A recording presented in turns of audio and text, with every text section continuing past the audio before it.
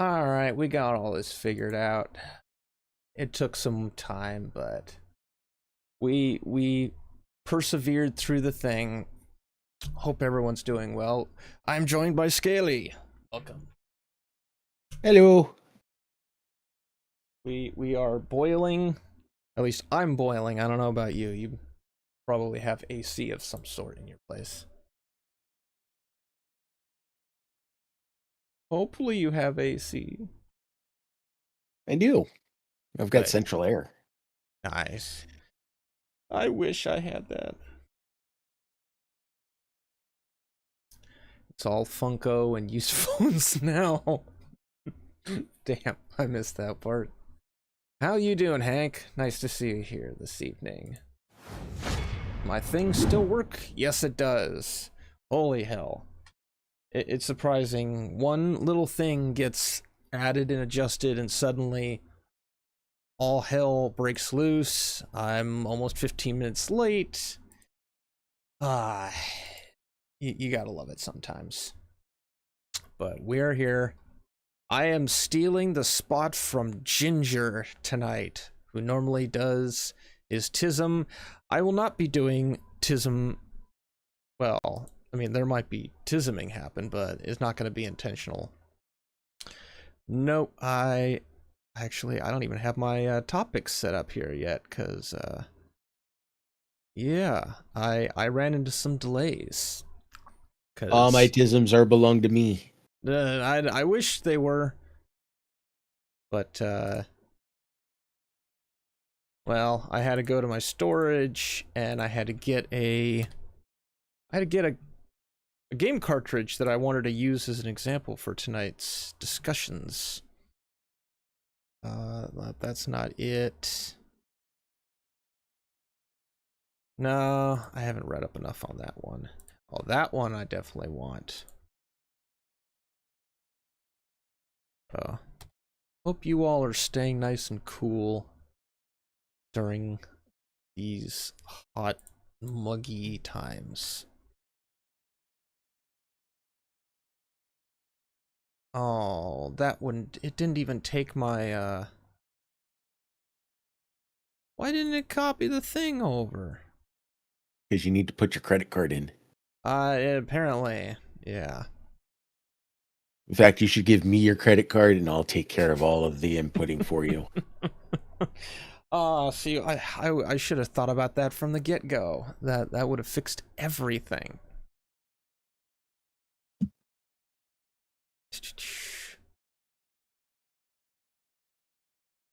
Professional, deprofessional accountant. They're deprofessionalism. Yes, that's what we like.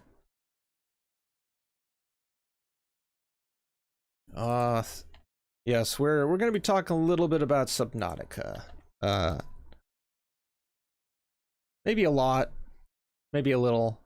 It's constantly, the information is coming out all the time, and trying to keep up with it. Ooh, that one I definitely want, because that one's coming up again. Oh boy.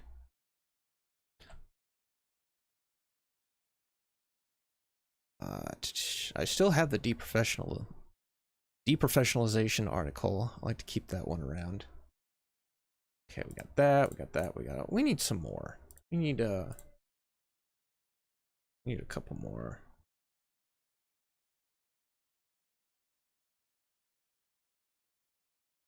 Let's go there. I gotta put these in order. Yeah, one of the other reasons I was late was my usual just, press a few buttons and go. Didn't want to happen. Glitches were abound, because why wouldn't they be? There. Go away, go away, go away. Where was the one? Jeez, I had this thing open earlier and I came back and there's now new articles. It's like, what? Sounds about right.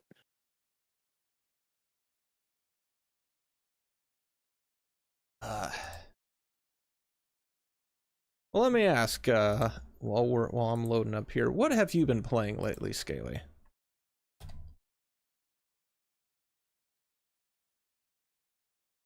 If anything, that is.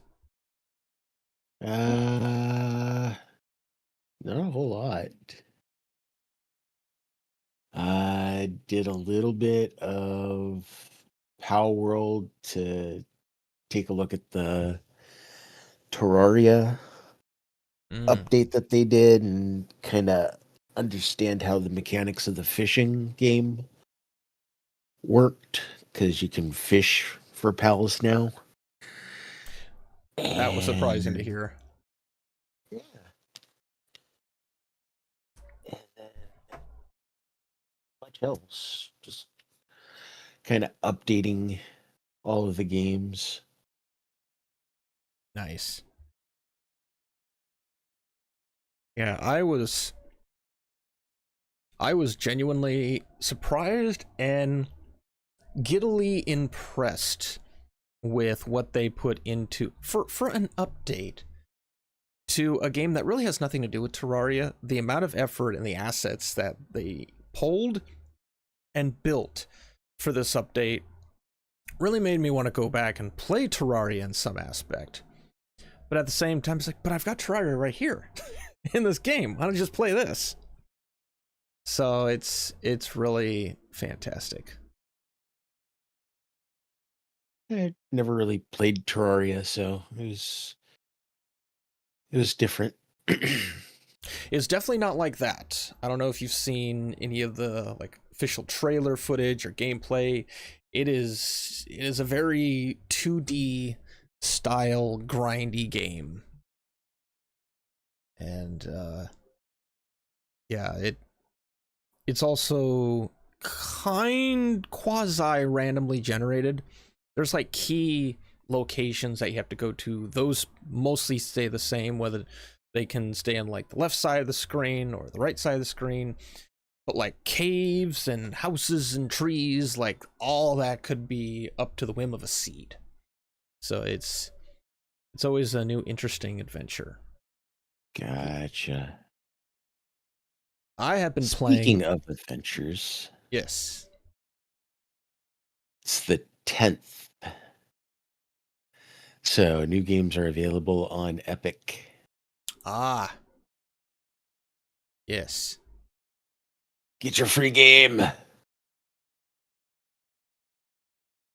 I'm going to start with a funny one here because looking at some of these, the big subject is going to be Subnautica too, because it's just like there's so many articles to cover, and I have some input on my own that makes me not as worried. Like I've seen so many videos. Hey, Skytex, welcome. Well, you're here. You're dead, but you are not dead because you are typing. If you were dead, you would just be, time of death 30 minutes ago, whatever, but I'm glad to see that you're here. But what was I saying?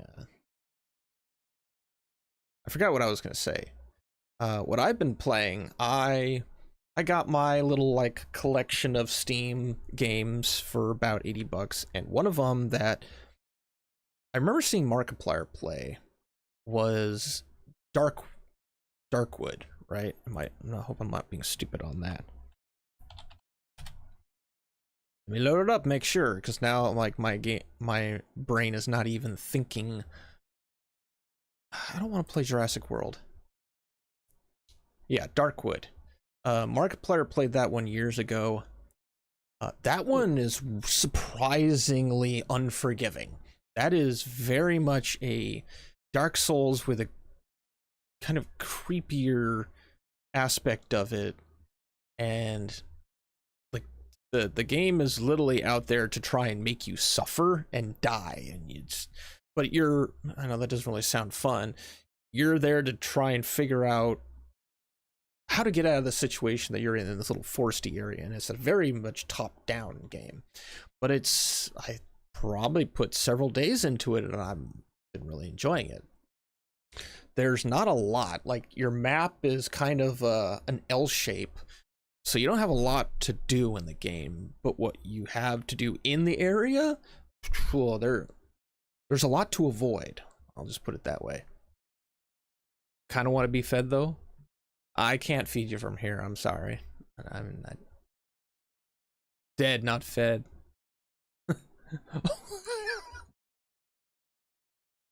Why'd you Open your mouth and Karis will throw up into it. No, I'm just gonna pour Gatorade in there. Colleen, welcome. Nice to see you here. Pizza. Who's talking about? Although a big ass pizza would be amazing right now. You know, you talking about pizza? I should just order some Domino's. Sam's Club was open right now. I'd totally get a whole ass pizza. Eat the entire thing. Oh, they close early? Damn. That's unfortunate. Well, hey, and how about now that I'm seemingly organized here, we actually jump into what I want to bog your brain down with. So I'm going to start off with a funny topic here that Cody may have actually covered this. I don't know. If I'll send it to him. This is typically right up his alley.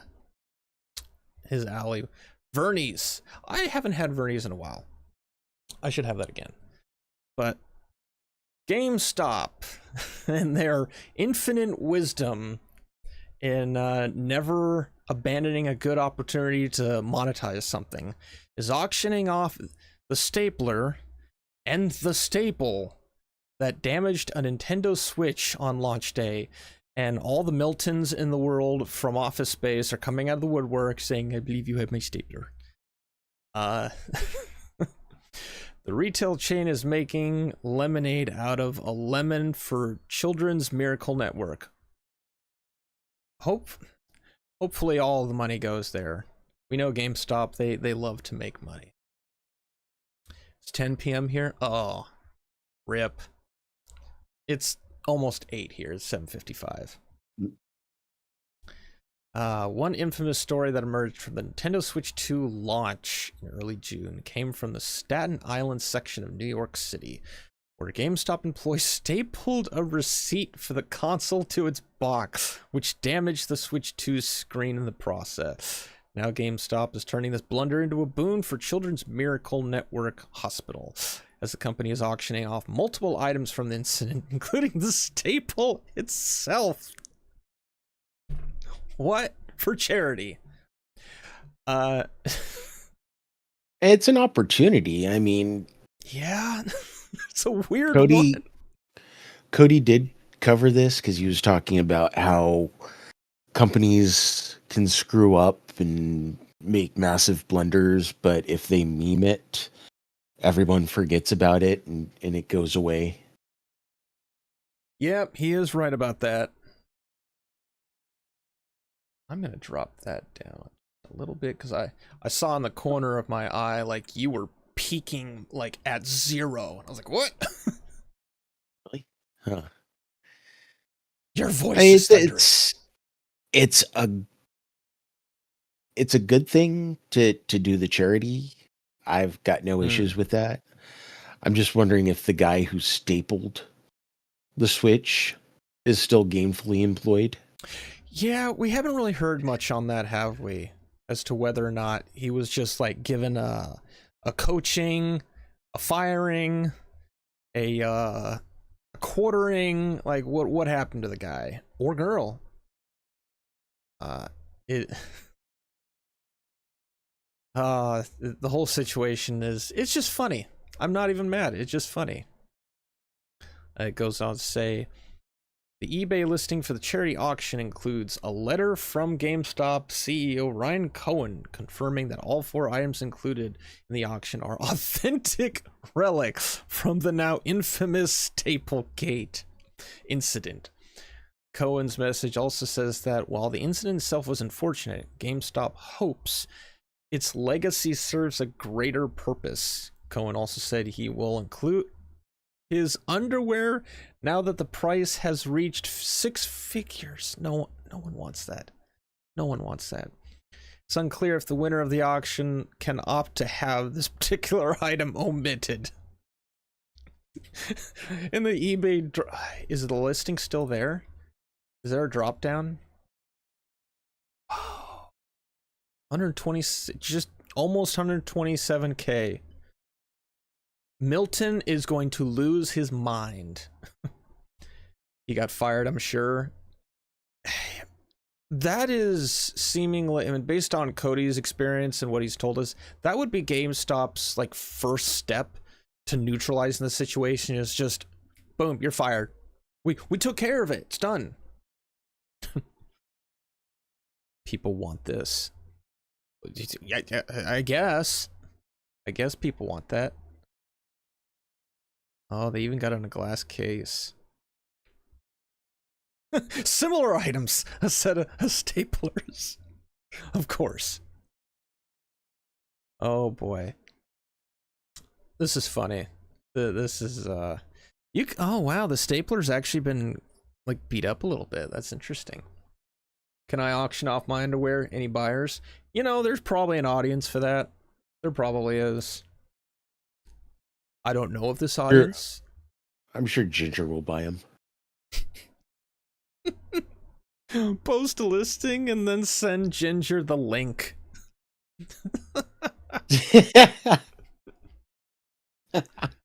$1. He would not refuse. And then charge $5 for shipping. That's how you do that. The stapler used in the incident, which describes as a retail legend born from a half-second decision. Yeah, sometimes that's how it works. The full Nintendo console with a repaired screen? Oh wow, so they actually RTM the thing. Or not RTM. RTM is return to manufacturer. I don't remember the damn phrase, but yeah, they got it repaired. That's RMA. RMA, yes, thank you. That's interesting. The full retail packaging of the console, with the staple mark clearly visible. Damn. The individual staple that damaged the console, which has been carefully extracted and preserved in an individual display pouch. Where is it? Hang on. Where is it? Is it shown in the picture? It doesn't show it in the picture, but it's got to be somewhere. Damn. That is... I don't see this staple. I see the stapler. I see the switch box. I see the receipt. Or not the receipt, the RMA kit. Return packing slip. Yeah. It's probably in just like a tiny little pouch, just inside the box. It's like, here, tee-hee, have this thing. You know, the only thing missing from this is if the stapler were red. Milton's coming out of the woodwork. I can't believe you have my stapler. Jed, welcome. Hello. Who's blowing up my phone? Ah. Apparently I'm live, people. YouTube likes to tell me that often. Oh, I realized what I didn't put. Hello, Stinkbug. Stinkbug! Welcome, welcome. We are talking about the hilarity of GameStop. I don't usually cover GameStop, but this was just like, I want to start with a funny one. Okay, I do have that link.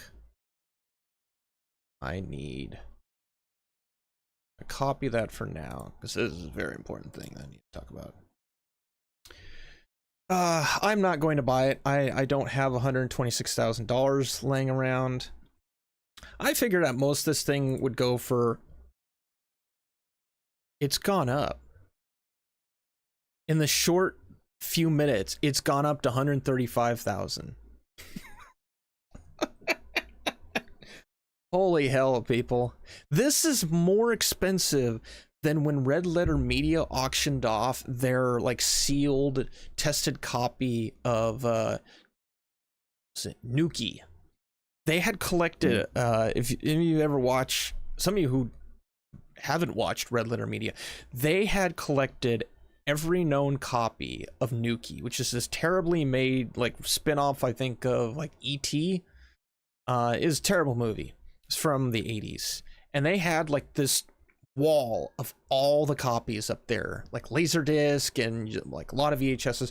Well, they went and had their copy graded, and then they auctioned it for $75,000. And this is more. Damn. And then Red Letter Media also, to make the price, like to make this copy that they graded more valuable, they destroyed the other like 120 copies that they had in existence and left just the one. It's a fantastic two-part series. What's that? Said it's up to like $150,000 right now. Oh. Holy hell. People really want this fucking stapler. Oh my god. Like, you're gonna get a Switch 2, but they want this. What are they gonna do? Some nutball is gonna get this thing and like strap some C4 to it and blow it up. Some was it FPS Russia is just gonna completely nuke the thing. That's amazing. We could watch this thing all night, but I didn't want to spend too much time on this because it's funny. But if you want to go watch it, we'll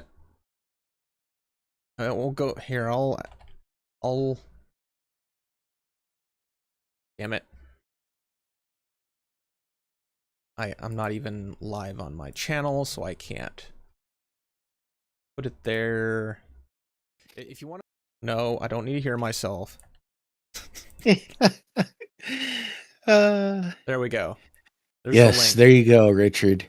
You can, for a low introductory price, own a piece of gaming history from when Skytex had diarrhea and couldn't make it to the bathroom because he was playing Elite Dangerous. Oh, damn. Gaming history. Damn it, now I'm stuck on pizza. You know, even Little Caesars ate books. You know what I've actually caved to, Skytex? Those little, they're a 4-count, but they're little pizza pucks with like pepperoni inside. I used to get those quite often when I'd be traveling. I don't really care for Little Caesars pizza, but that stuff's addicting. Oh, keep that away from me. I'm trying to lose weight right now. Well, dang it. Yeah, I like their deep dish pizza that they do. I don't think I've ever had. I've had Little Caesars before. When I worked at Lowe's, managers would get it quite often, just regular pizza. But I'm more of a Domino's guy. We have a place local called Bruno's, which they do some pretty. Their flavor is like, it's not better, it's just different. So it's like you go to Domino's for one flavor, you go to Bruno's for a flavor, you go to Verni's. Colleen had mentioned Verni's for a particular flavor. Just depends kind of on the mood. Dang a stink bug, you were my last hope to collapse some cheekies. You poor bastard, Skytex. Alright, we're gonna move on from GameStop. You know, I will say, they're giving it to charity. I wonder, like, this is the cynical part of my brain. Is this charity a 501c3? Where GameStop's going to get all this money back upon tax time? Interesting thing to possibly look up. But there's either way, someone's going to get a lot of money for this ridiculous stapler. And oh no, it's a tax write-off. And GameStop loves those. Pizza cups are good. That's legit. Add skid marks. Nope. Nope. Moving on. This one, it definitely kind of shows the times that we live in. This article is actually a little old. It's from June 24th. The end game is so stale. Oblivion remastered players are racking up millions of gold with nothing to spend it on. And you know what? Since Scaly, you had mentioned it in a previous show, I think I need to start a new game. It's called Can You Find the Inspiration for This Article? Because this is another Reddit post that inspired this article. And it has even less upvotes and comments than the previous one did. But it's still funny to see that. I can produce a smut audiobook, Richard. I can't. No! I'm not going to read it. I already cursed myself with Unhinged. When did that get put out? I know he talked about writing the book, but I never saw anything about it. Or I just wasn't paying attention. Did he send it to you directly, or did he post that in the Discord? He sent it to me directly, and maybe a handful of Skytex. Chime in on this. Where all did you post it? You can share it, Skytex. I'm not reading that shit. Hell no. I'm done with my my AI paranormal porn reading. I've retired, respectfully. Your favorite? Nice. Oh yeah, they're good too. Retire. I did. I retired from. No, can't retire. We won't accept your resignation. It's a notice. There's no negotiation on this. I guess with companies, yeah, they feel that they can negotiate. All right, let's take a look. Let's take a look at what Joshua Robertson has to say from June. A lot of the enjoyment from games like The Elder Scrolls 4 Oblivion Remastered is the loot grind.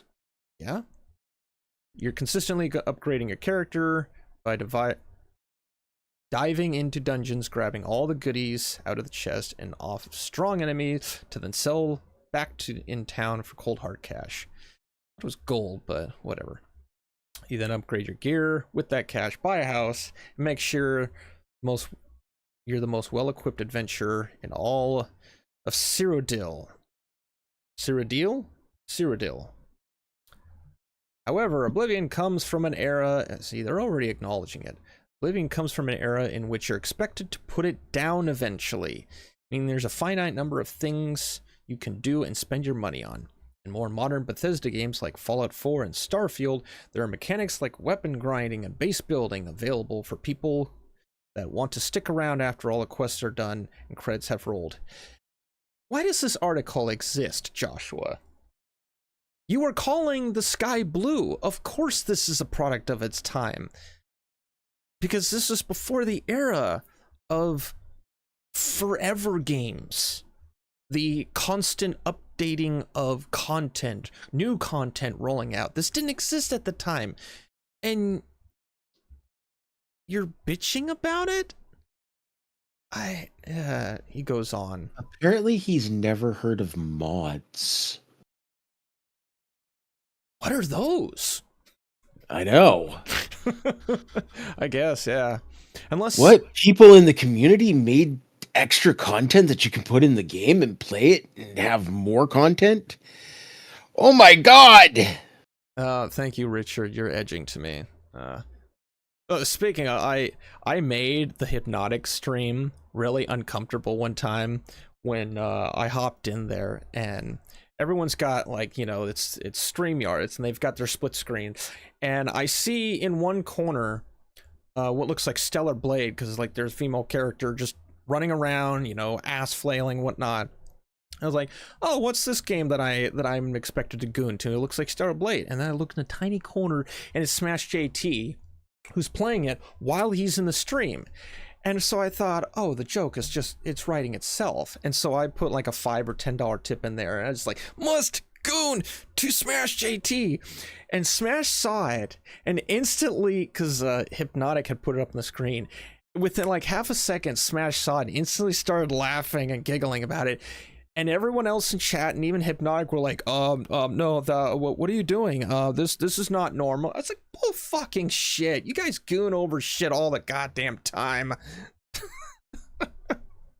Goon for this, goon for that. It's like the fucking joke wrote itself. It's like, oh my god. I had no regrets about it. It's like, oh.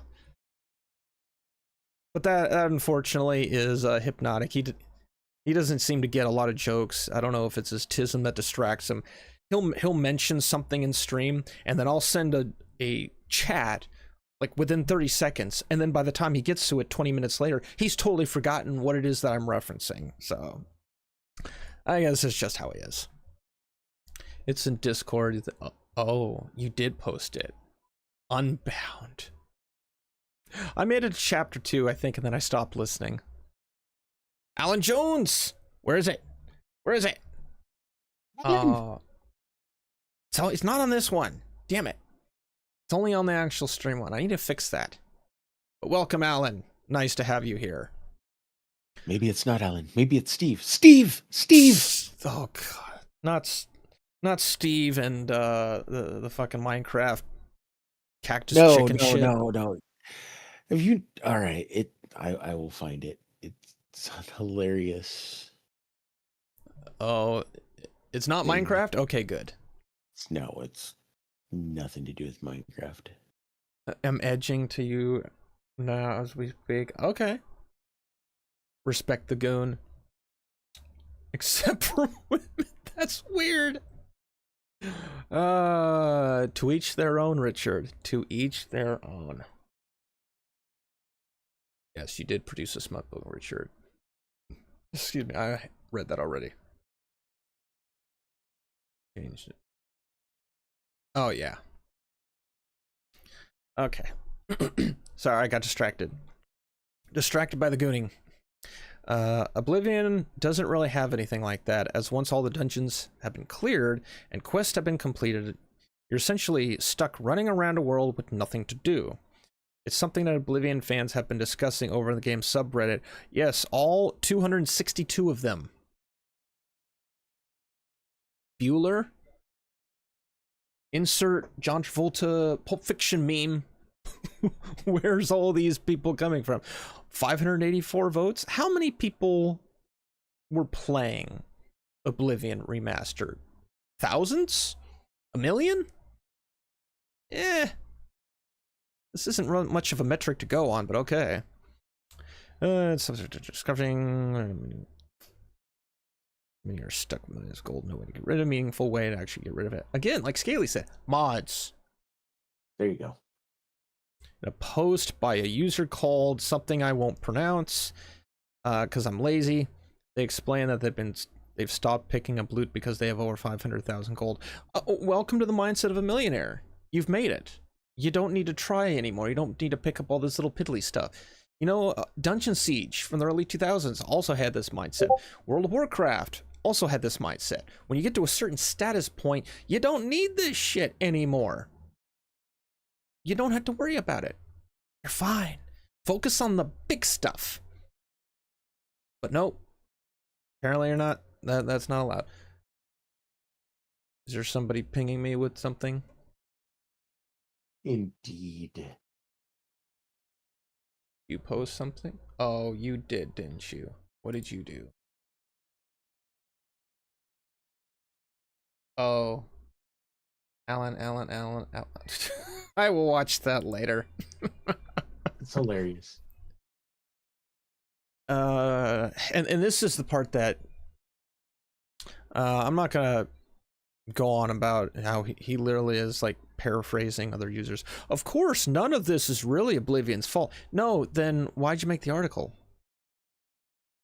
As it just came from a time which live service wasn't a thing, and that's what we like. It's what we miss. What people like me miss. there was no explanation for Oblivion, that Oblivion would keep going and need an endgame grind. Exactly. Exactly. You did it. You actually beat the endgame. Imagine if Lord of the Rings, as a film, just constantly kept coming out with stuff. Like Marvel. And there was just no end. You'd kind of get bored. Some of us would. Some people would like that. I went through 3 of the Bourne Identity books. When I was started on the 4th one, and I realized there were 10. I gave up. I want the story to end at some point because I want to enjoy. Maybe it's just my mindset, but when something is less and there's more focus on that thing, I enjoy it more. If it's like Destiny, it's stretched out over 10 or 20 years. I can't value it nearly as much because there's too much to absorb. But that's just how my brain works. But yes, Yeah, Josh. I suppose that's a thing. For me, it is, and I know I'm not the only one who thinks that way. I mean, I can understand some of that. I mean, it depends on if it's good or not. Yes, Because there's an author, Jim Butcher. I've heard He of that. does the Dresden Files. Oh, yes, okay. There's 17 books in that series. Jeez. Wow. They're good. I've enjoyed every one of them. I've heard Dresden Files. I didn't know there were that many. Wow. Hey, Wade. Welcome. You added me to a group on X? Okay. So, as a single guy, am I expected to go on to random video game hoes? Only if you Yes. desire to. Only if you want to. Yes, you must goon on all the video game hoes. Yeah, I think that's just said goon instead of go. We'll presume that I'm going to rewrite your comment and put I'm expected to goon on random video game host. Yes, current day, yes. Especially the ugly ones, because if you're not gooning on the ugly ones and you're only gooning on the beautiful ones, then you're killing women. Sure. Sure. I don't know. That's one of the arguments. It's like, oh my god, sexy women in video games is killing real women. Okay. Yes. Skytex knows. Dresden Files. Phenomenal. Nice. Fantastic series. I was just looking at it. It says fans are fed up. Yes, 262 fans supposedly, or we'll go even further. 584 fans are fed up with how pointless. There is a point. There's an end. The point means an end. That's the point. There's an end. Joshua, my good sir. Should I have AI generate a review of this? Thank you, AI. You explain it like I'm 5. Yes. Oh, because we don't have Grok anymore since Grok became Mecha Hitler. So we have whatever this shenanigans. Oh, damn. This is hilarious. The fact that they're... I've just now learned this. There's a button. Explain it to me like I'm 5. Wow. That's where we are, folks. This is impressive. No, the end game is not stale. The end game is the end game. If you want more game, go play Skyrim. Hell, the remaster apparently brought in Skyrim aspects. Like, there's apparently certain areas where you're on the map, where you look at the map and like there's more to it that incorporates Skyrim, which that really is kind of future-proofing since Skyrim wasn't a thing at the time of Oblivion.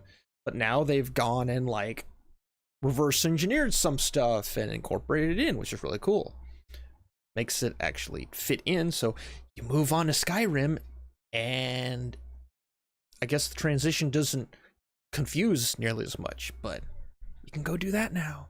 And like Scaly said, Skyrim loves its mods. Oh boys, there's so many mods. Wheel of Time, yes. I remember getting into the Wheel of Time as well. Hutara was in the Wheel of Time. My autocorrect is a bitch. I am grateful, though, that they did the TV show, because if it weren't for the TV show for the Dresden Files, I never would have found the books. But yes, the books so much better. I recall the Dresden Files. I should watch an episode or two, because I don't remember much of it. 8 books into the Wheel of Time. Oh, wow. TV show was meth, though. The Dresden Files? I will take that in a note whenever I sit down for it. I've never seen a decent TV adaptation of a good book. Yeah, it really is difficult, isn't it? Adapting from a book it really is a game of editing, of what do you put in, what do you take out. Going back to the Bourne Identity series, Supremacy, the film, like, nothing in the book, I think, was used in the film. In the film, like, Marie dies. In the books, Marie lives into Ultimatum. She's still alive. And in Supremacy, the book, it goes all over the place in Macau, I think is the name of the place, and spends a good chunk of time. The Supremacy book was such a slog, I dropped it like 3 times, because it was so dull and boring. Nothing was really happening other than just tedious stuff.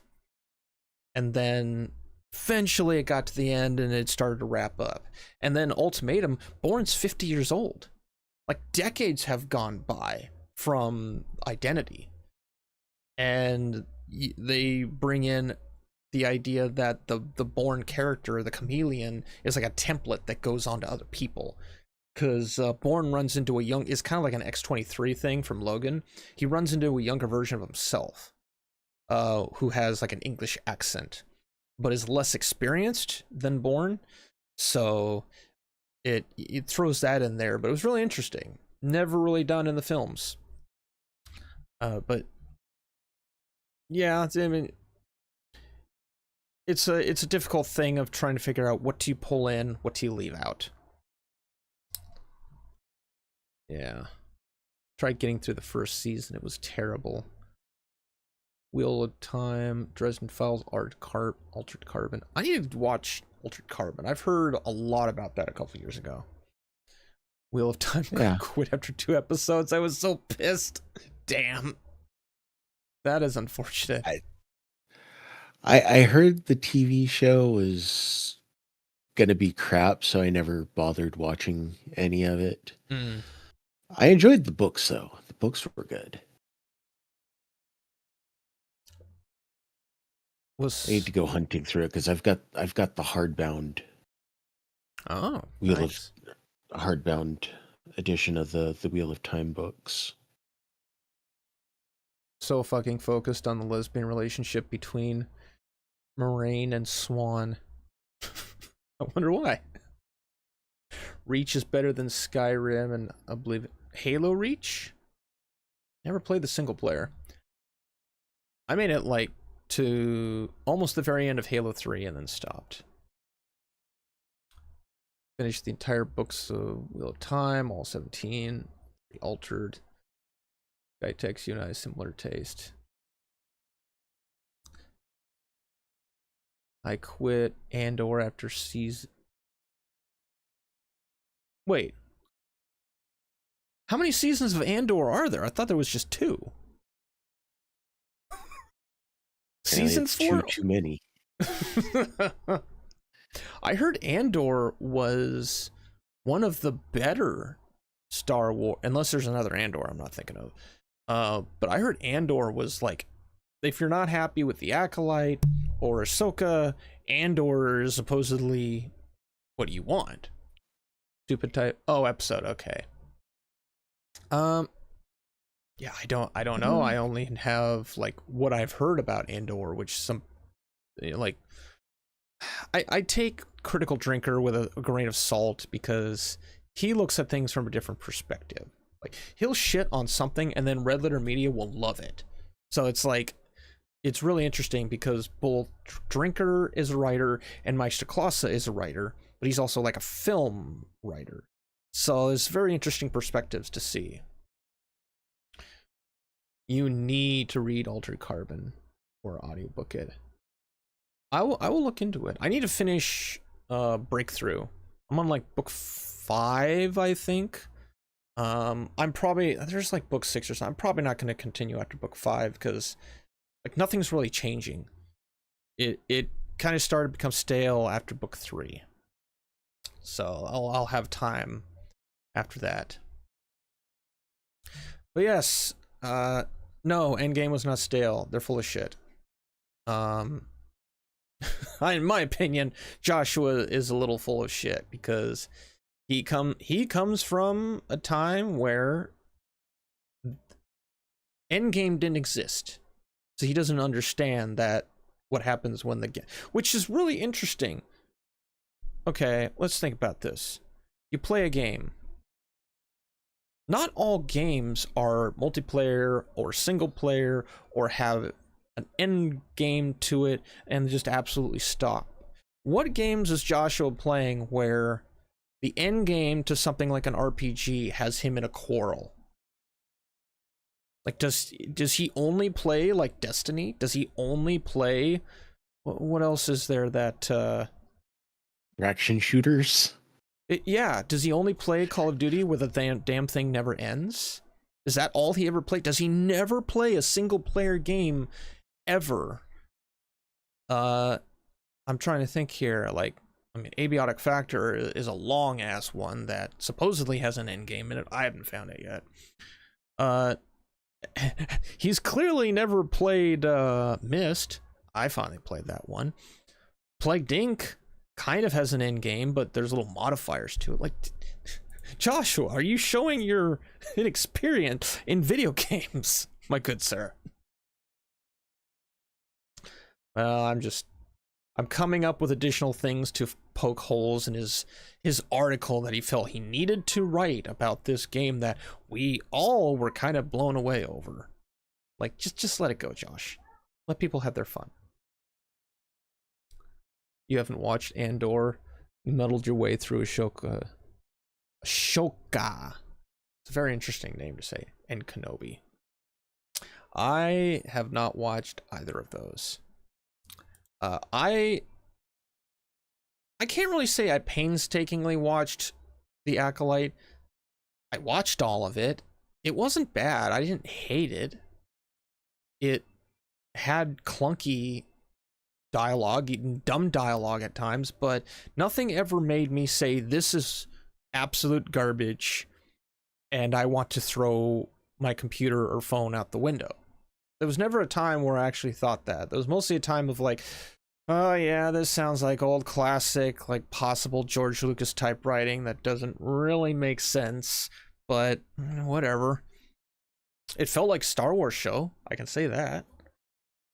And I tell people this, and they look at me like I've somehow grown a third eye or like a third arm. It's like, what's wrong with you? What? I didn't hate the show. Wait a second. Sure. Oh, I saw the name Camelot. I was like, wait, is he here? Also remember reading isn't a hobby. Yes, Reading it is. isn't a hobby. Playing video games isn't a hobby. Watching TV isn't a hobby. Apparently not. Hobbies aren't a hobby. Hobbies aren't a hobby. But going to Hobby Lobby is a hobby? Yeah, maybe not. No, it's just a distraction. Yeah, that's true. Well, let's move on from Oblivion misunderstanding to this discussion, which is coming back again, which I already covered months ago. GTA 6 price tag is leaving fans torn. Would you pay $100? This is from Gaming Bible. Well, for starters, no, I'm not paying $100 for GTA 6. I last played GTA 4 back in like 2010s. Grand Theft Auto 6 is finally set to arrive in almost a year from now. So why make that statement? Proving it isn't subject to any further delays. Oh, there'll be delays, I think. Rockstar Games announced this much earlier, dropping the game's long-awaited second trailer, which is... people were praising the trailer as being, top-notch graphics. Do we even know that those were the real graphics? We don't, unfortunately. A trailer which I'll continue to stress comprises half gameplay and half in-engine cinematics. I don't see that word. In-engine. One was a little hard to say at first. You're not getting 6? I'm not gonna get 6 just because I don't play not Call of Duty. I don't really play much Call of Duty anymore. Aside from the single player. I don't do the GTA thing. Like it's not a thing I'm not gonna that get, I hope for. granted, I'm not gonna get GTA 6 because I don't play Call of Duty. Yes, exactly. That's the logic. That I'm gonna make a crazy wall. Because I don't play Call of Duty, I don't play GTA 6. Yes, shooting people in the head and sliding towards them with a knife and jabbing them instantly segues into having sex with a hooker and then shooting her in the back to get the money back later on. That's totally a snowball event. Absolutely. The released new online missions on Red Dead Online. I have not done Red Dead Online in so long. I really should give... I keep saying this, but Red Dead intimidates me because I love the single player. I would enjoy the multiplayer. I actually did enjoy the multiplayer when I was playing it on PS4. With Abby, by the way. It's just such a time sink on top of the time sinks that I already have. I need to be doing YouTube at home so that I can have time to do Red Dead. But I travel for work, and so that's not always easy. Everything else would have to go on hold, I think. But I've said that about many other games that people have tried to get me play. It's like, ugh, that's 30 hours. Where do I have that? I spent like 2 weeks working on the newest video, which we'll see whether or not it's actually good. Passe with me. Oh, absolutely. We go murder everybody. My throat's dry. What else does Kate talk about here? It's kind of the same regurgitated stuff that I've seen before. At the time, that seems laughable, but in the months since, both Xbox and Nintendo have begun charging $80 for new releases. Yeah, because it's the stepping stone. I don't know if I even have the original article. Investors hope for $100 price tag. They need this to happen. They need this game to be $100. Smash JT was talking about this. None of us collectively decided that we accepted $70 price tags. The industry decided that this is the norm. We didn't. Me, in particular, I posted a picture of the games that I got on the Steam sale. Like, the average price tag was $5 to $10. I think the most expensive one was oh, what the hell was it? Darktide? For Warhammer 40k Darktide. It was like 15 bucks. Everything else was like $5, $10, $8. Because, well, it's on a sale. The developer and the publisher are agreeing to put these games at this price. Yeah, I'm going to get that price. You want to release a game? You want to release Grand Theft Auto 6 for $100? Someone's going to wait years down the road until that thing drops down to maybe 60 bucks. And then they'll probably get it. The whales are going to buy it on day one. Of course they will, because they can't help it. They want to be there. The reviewers are going to buy it day one because they need to get the reviews out and tell you whether or not it's worth. Watch this video before you buy GTA 6. You know, that kind of stuff. So yes, you're going to get that. But the rest of us, our little corner, I think we're going to be not really interested in this. I mean, I'm not going to speak for you, Scaly, but I'm not going to be interested in this. No. I played GTA. I skipped 2. I played 3. Did Vice City. Oh, good times. San Antonio, I think. I skipped that one. I know I played 5 and did a little bit of online. But I haven't touched that game in 6 or 7 years now. Wow. It's been a while since I've played GTA. And I'm not, it doesn't hold the same attention. It doesn't grab my attention like it did once upon a time when I was younger. That makes sense. GTA 5 is okay. 5RP is apparently a really big thing. Yes, it is. Who was it? What's his name? Not Derek Kuda. Strafe? Sheriff Strafe? He did a bunch of RPing for GTA 5. It's like, what year is this? Damn, this game's still popular for role-playing.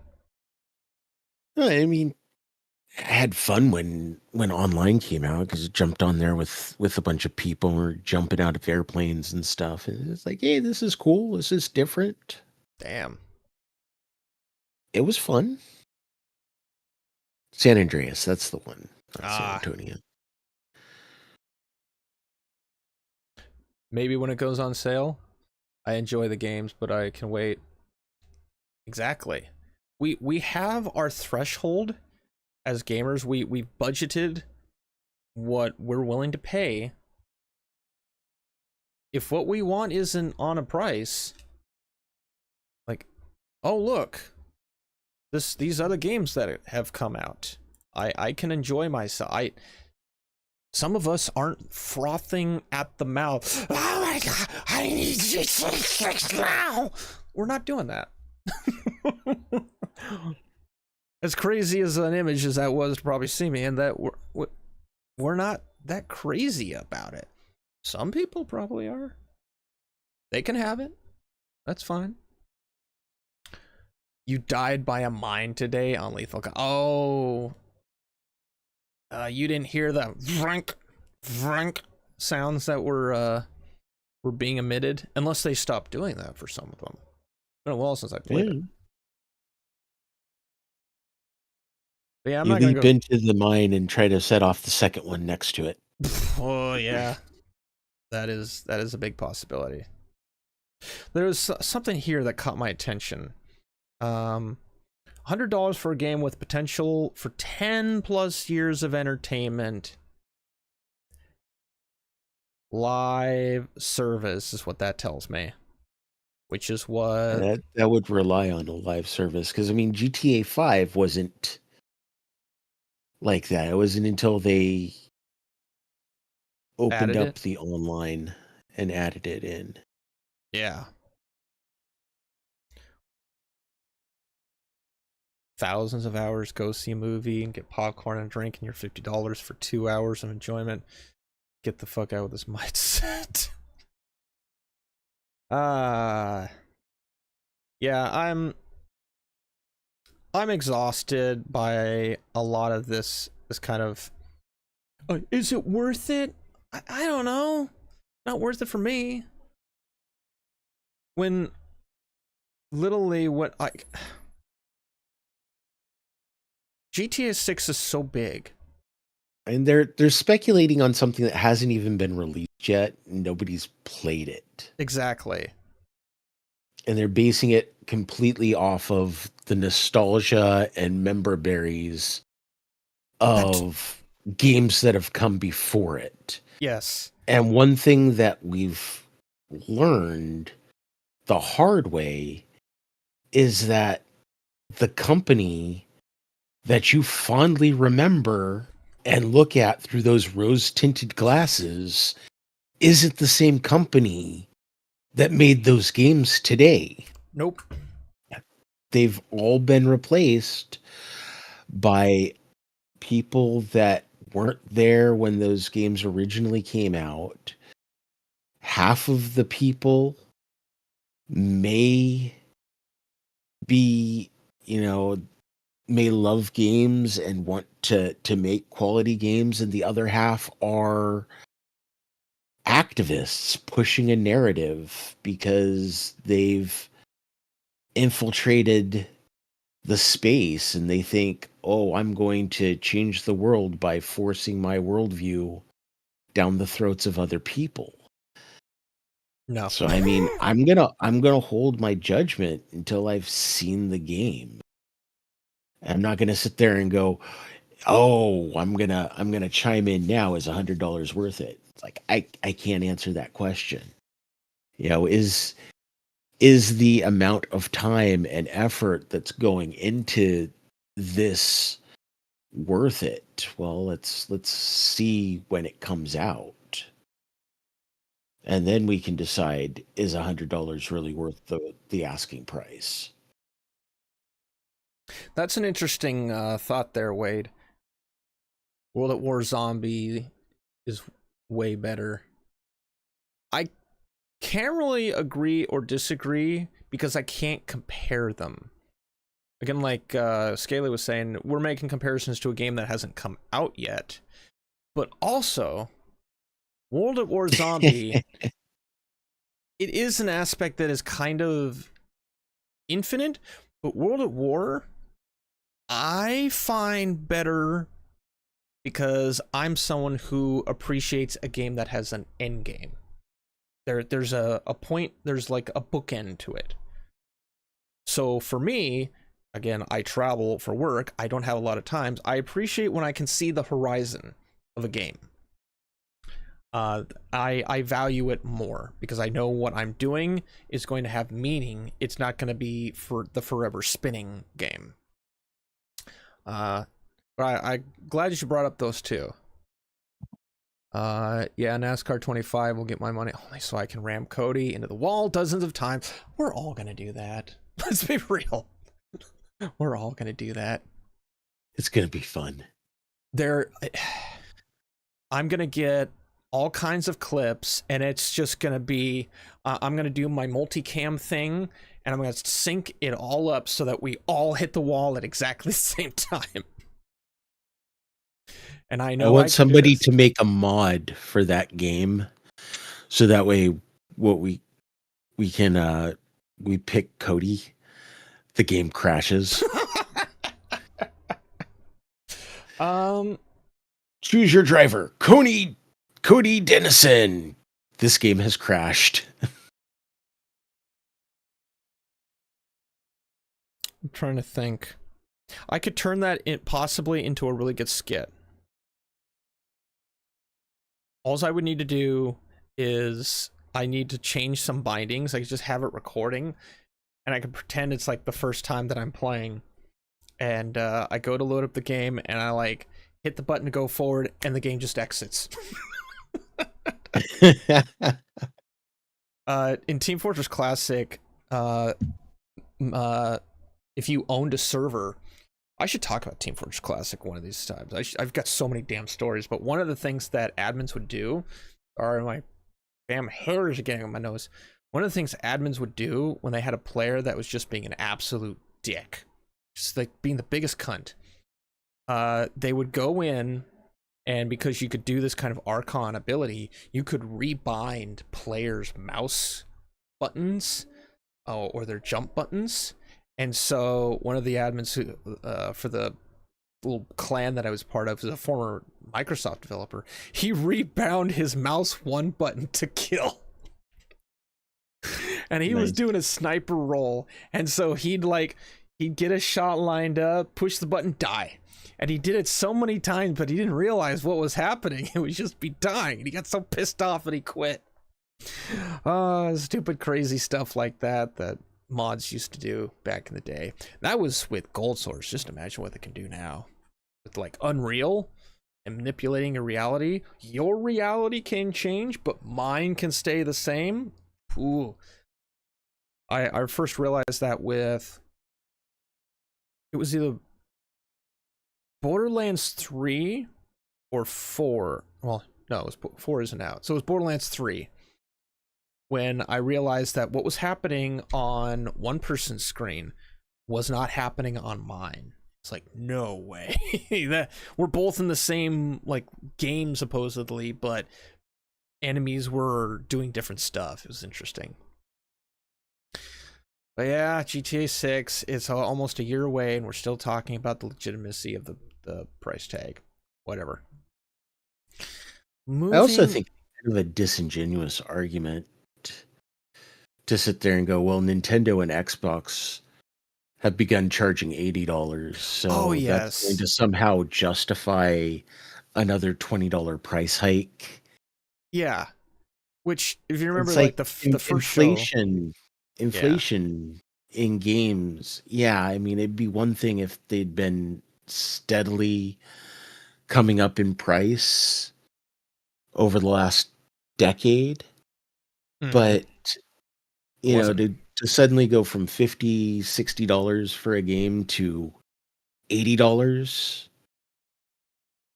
it's just automatically, oh, we're going to charge $20 more because reasons we feel like it. And we feel like now, it. Yeah.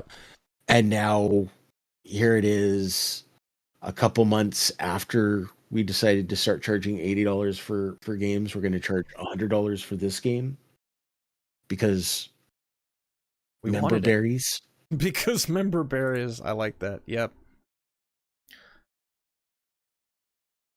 I copy this.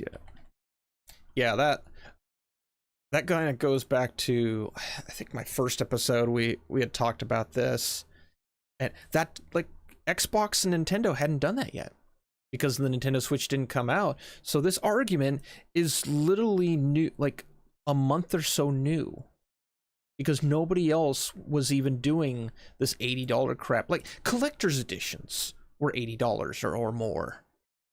But the regular games, like, this is literally like retconning. Not retconning, but you scraping every argument possible. Which, yeah, it's like, oh, well, they've got $80 games now, so we're just going to do it this way. Yeah. I'm looking at what SkyTech, the stapler's up to $205,000. Son of a bitch. I believe you have my stapler. You're back? Welcome back, Stink Potato.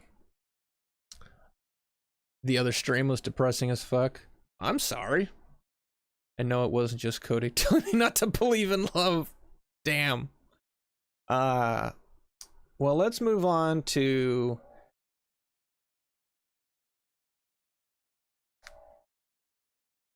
Damn it. Hopefully you all can't hear that. It's like someone's generator out there. Meant to add this. So, the Video Games Europe Union has responded to the Stop Killing Games movement, which I don't think I need to really go into much detail about, or at least shouldn't need to go into much. It's a movement designed to require developers, when they're going to end a game, give us, like, have an end of life process. If we want to keep playing it, give us the means to keep playing it. Don't just go, okay, you're done, goodbye. That's what it means. I'm not going to go into Pirate Software. He doesn't know how to read, evidently, so he's misrepresenting it out the ass because he chooses to, for whatever reason. Not going to go into that.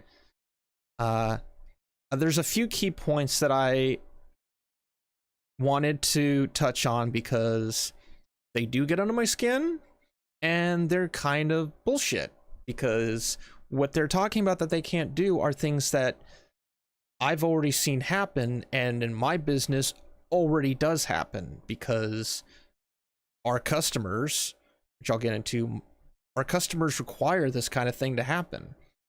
So, but the European petition, which is pretty important. If we get the European petition passed, typically whatever happens in the EU will transition into the US just by proxy, which I think that's a good thing. Yeah. Love is fake stink. Only the cheek clapping. Damn. Have I missed anything else? No. Okay. So in how many pages? There's only 5 pages, but they go into their usual. Unlike a book for a film, a video game is not static work. It depends. They go into their usual word salad of horse dick apocalypse. There's a few key points that really just stood out to me. It's not an online game. The majority of games have a start, middle, and end. And to sit there and say, oh, well, in order for you to play this single player game, which has end game stuff that you're working towards to beat the game, you know, you have to be online to be able to play it. I think that's a valid point to sit there and say, why? Yes. Why do I need to be online to play a single player game? Why is that needed? Yes. Why can't you make it available for me to have it in my own what do you want to domicile? The ecosystem, my own setup, my rig. You know, my rig should be able to run it without me having to be online, and I should be able to play it whenever I want to play it and how I want to play it. Yes. We'll get into that part as well. So one of the things, player safety, which, oh boy, that is, reduced or no player protection. Requiring games to run on private servers would result in the inability for game companies to continue to protect players from illegal or harmful content or conduct, as their moderation and player safety teams would no longer be involved. When were they ever involved? Riddle me that, Batman. In particular, cheating would become rampant without proper enforcement. Reporting systems designed to allow players to flag problematic content and behavior to game companies would no longer operate as intended and would have to be disabled entirely. Okay, full fucking stop. For those who have never played Dungeon Siege, I was also thinking Diablo, there are 2 modes to the game. There is open BattleNet and there is closed BattleNet. I should have done this. Open BattleNet is exactly what it implies. Anything goes. Get hacked out the ass. Whatever cheats, you can run your own game. Closed BattleNet is official. It's more protected. It's run by Blizzard. They set the rules and whatnot. Open BattleNet, it's basically sailing the high seas. You go in there knowing you may not come out with all of your stuff. Dungeon Siege is an early 2000s game, which Ross Scott actually did a video on. It's a fantastic video. He doesn't really go into the multiplayer. I played Dungeon Siege during its heyday in the early 2000s. And if you went into an essentially open BattleNet, you could spawn in a map. Person would run up, kill you. The server would be set up in such a way you would drop all your stuff. You would then be kicked from the game and you would lose everything. That was essentially open BattleNet at the time that game was in its heyday, when you could actually get official servers. This horse shit, why have open BattleNet then? Take away open BattleNet if you want to protect the players. Also, player moderation is a thing for some servers.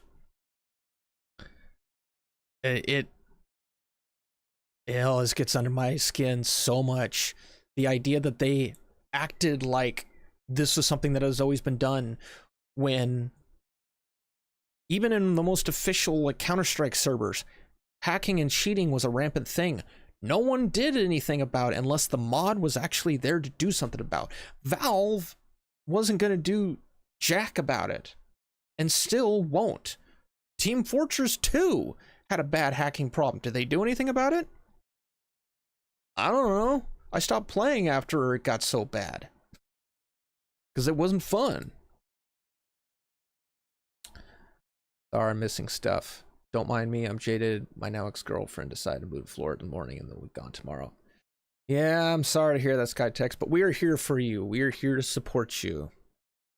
You're getting a new laptop soon. We're going to drag you back into the realm of planet crafting and chasing storms, whatever else you want to play. Just a little time. Just a little time. Sky, you need help. No, he's got support. He's got us. Shield Ginger might want to hear some chainmail. Where's some chainmail on? I can read English. Hey, DG.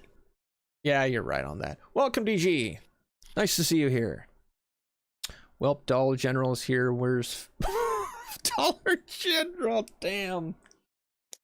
Oh, well, I guess that's your name now. DG is Dollar General.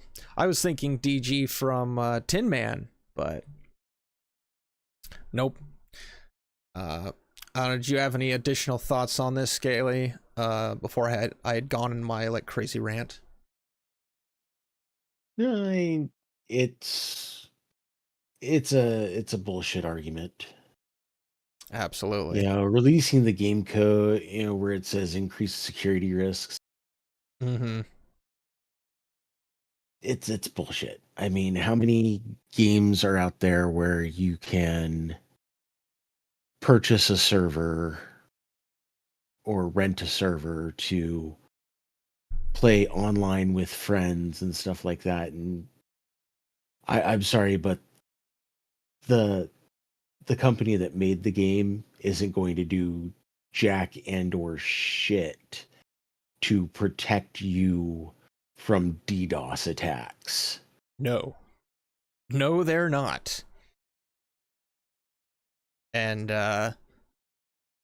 excuse me, they're also, in case of somebody like Valve with mods, if they know something is built in that could compromise the server, they're not going to do anything about it.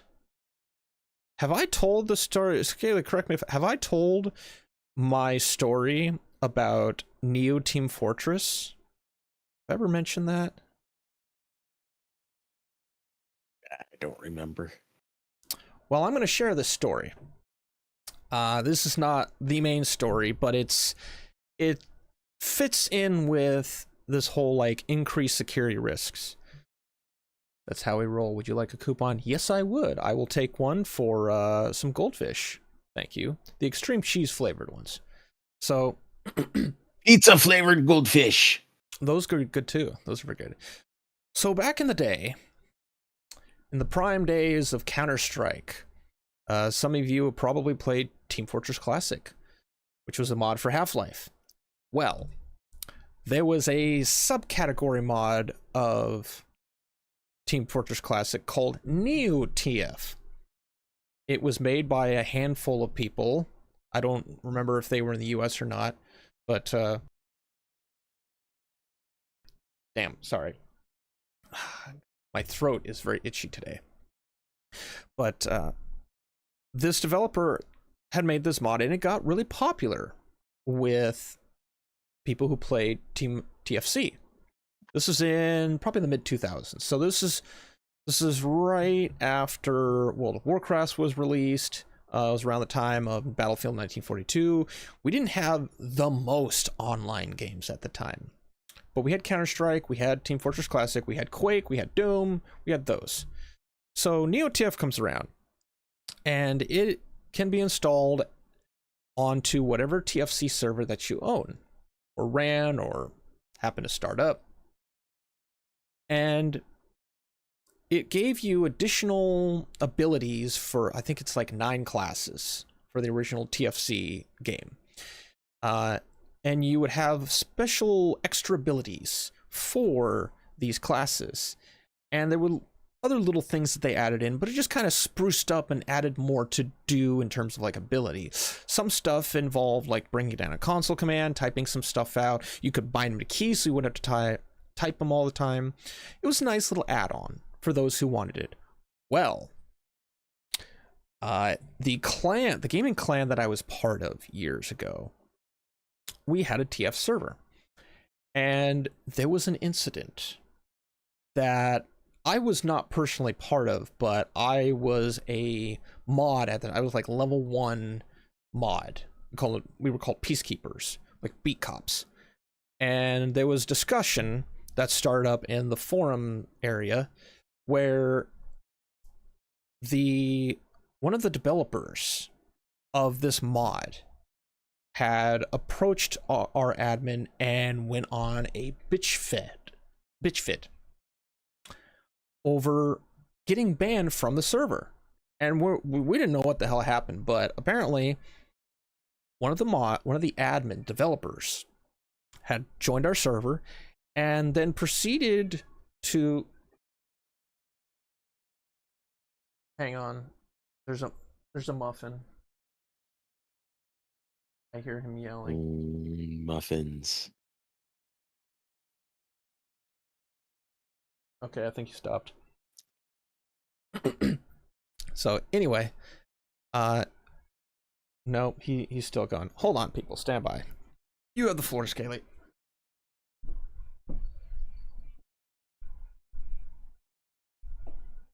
So once upon a time, in a galaxy far, far away, there was a thing.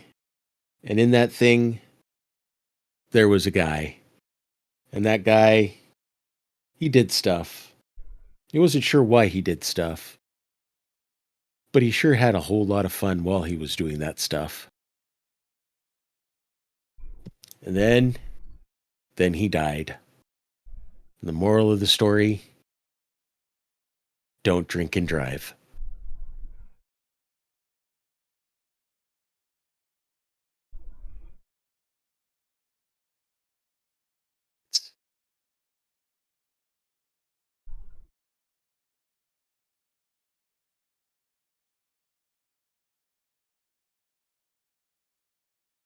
I don't know what to say. People did things. Okay, much appreciated. Sorry about that. Muffin wanted food, so he was best story ever. I heard a little bit about that. Something about don't drink and drive. Good morals. It's good to have morals. Let's see where was I? Oh yes. So going back to this incident, one of the developers had joined our server and proceeded to start using what are called say commands to broadcast to the players. There's various ones. It would send text in front of the screen that all the players could say, or you could send it to a specific player if you knew who you wanted to send it to. But The most common one was known as a TSA, which would just put big white text in front of the screen, and you could type whatever. You could tell player to fuck off if you wanted to. Well, the mod that was in there freaked out, thinking that our server had been hacked or breached, so proceeded to kick and ban this player. And the developer freaked out, got mad. How dare you? We're the developers of the game. And it was big old back and forth with the head admin. And it turned out that their former website, which was called like Planet Life or something, had just like kicked them off. They were shutting down hosting, so they had no home. And they were going from server to server, essentially, trying to find a home base of which to set up some kind of residency. I don't know if we were the first ones or if we were the next one in line, but they were pretty annoyed with our response. And I'm kind of of the impression that they were getting annoyed with the continued response of all of these servers. And so our admin was pretty much done with them. It's like, you guys are being dicks. Like, our mod did exactly what he was supposed to do, which is he protected the server. Like, he didn't know who it was, so that, no one got in trouble. But then the question came up, how did these developers actually get access to this thing? It's our server. There are specific people, including myself at the time, who had access. Well, being a former Microsoft developer, he goes into the binaries, into the DLL, and finds out that all of the developers had their Steam IDs encoded in the DLL files within the server binaries, which meant they could go to any server on the planet and remote log in and do whatever they want. And if I recall, they had access to damn near anything: kick, ban, say, teleport, rebind, because they were developers. You go find a server right now. I don't know if they patched it, but presumably those abilities are still there. So if you go find a NeoTF server right now, that server is now is still compromised. The developers can join that thing and do whatever they want, and the server operators have no fucking clue that this is a thing. And this is in the early... They've got backdoor access. They have backdoor access to every server on the planet that runs NeoTF. This is in the early 2000s on Gold Source, people. And this blew my mind seeing this sort of... So, the head developer, being clever, knocked all their Steam IDs out. So if they somehow managed to rejoin, they had no access to anything. And I believe the phrasing was his last kind of fuck you to the developers of the mod, is like, you're gonna do this, I'm gonna use my dev lingo and I'm gonna remove you from this. This is my server, not yours. So we need to release game code. We can't release game code. Too bad, because there's mods that are a thing. Go to Nexus mods. How many backdoors are built into some of that stuff, people? You don't know because you can't see unless you open up the DLLs. Not really gonna know. So that's my little story of a seemingly innocent mod that actually is quite compromised by the developers. Now, are the developers good or bad? That depends. Look at welcome to, I almost said Hello Kitty. No, welcome to the game. That developer, that guy's a dick. He proudly, he has a interface for everyone that's playing the game, and he can mess with their game on command. It's like a web GUI interface. And he actually admitted to messing with Markiplier's stream and never allowed him to finish the game. It drove Mark crazy. People do some weird stuff with code. I was doing the same thing. The cats were needing some... yes, gotta feed the kitties. I have a Bonzi right down here. She's on a little cushion. Who's red? Red Soul. Protect the server. Yeah, you have to protect your server. if you can. Something as simple as just putting a password on it is a good start.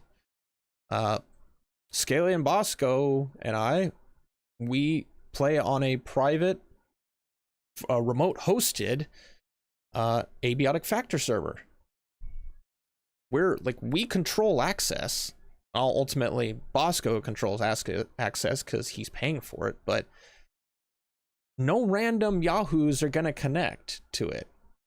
If the developers connect, well, that's a different problem we got to deal with, but there's your first step. Put a password on it. But according to these people, that's not enough.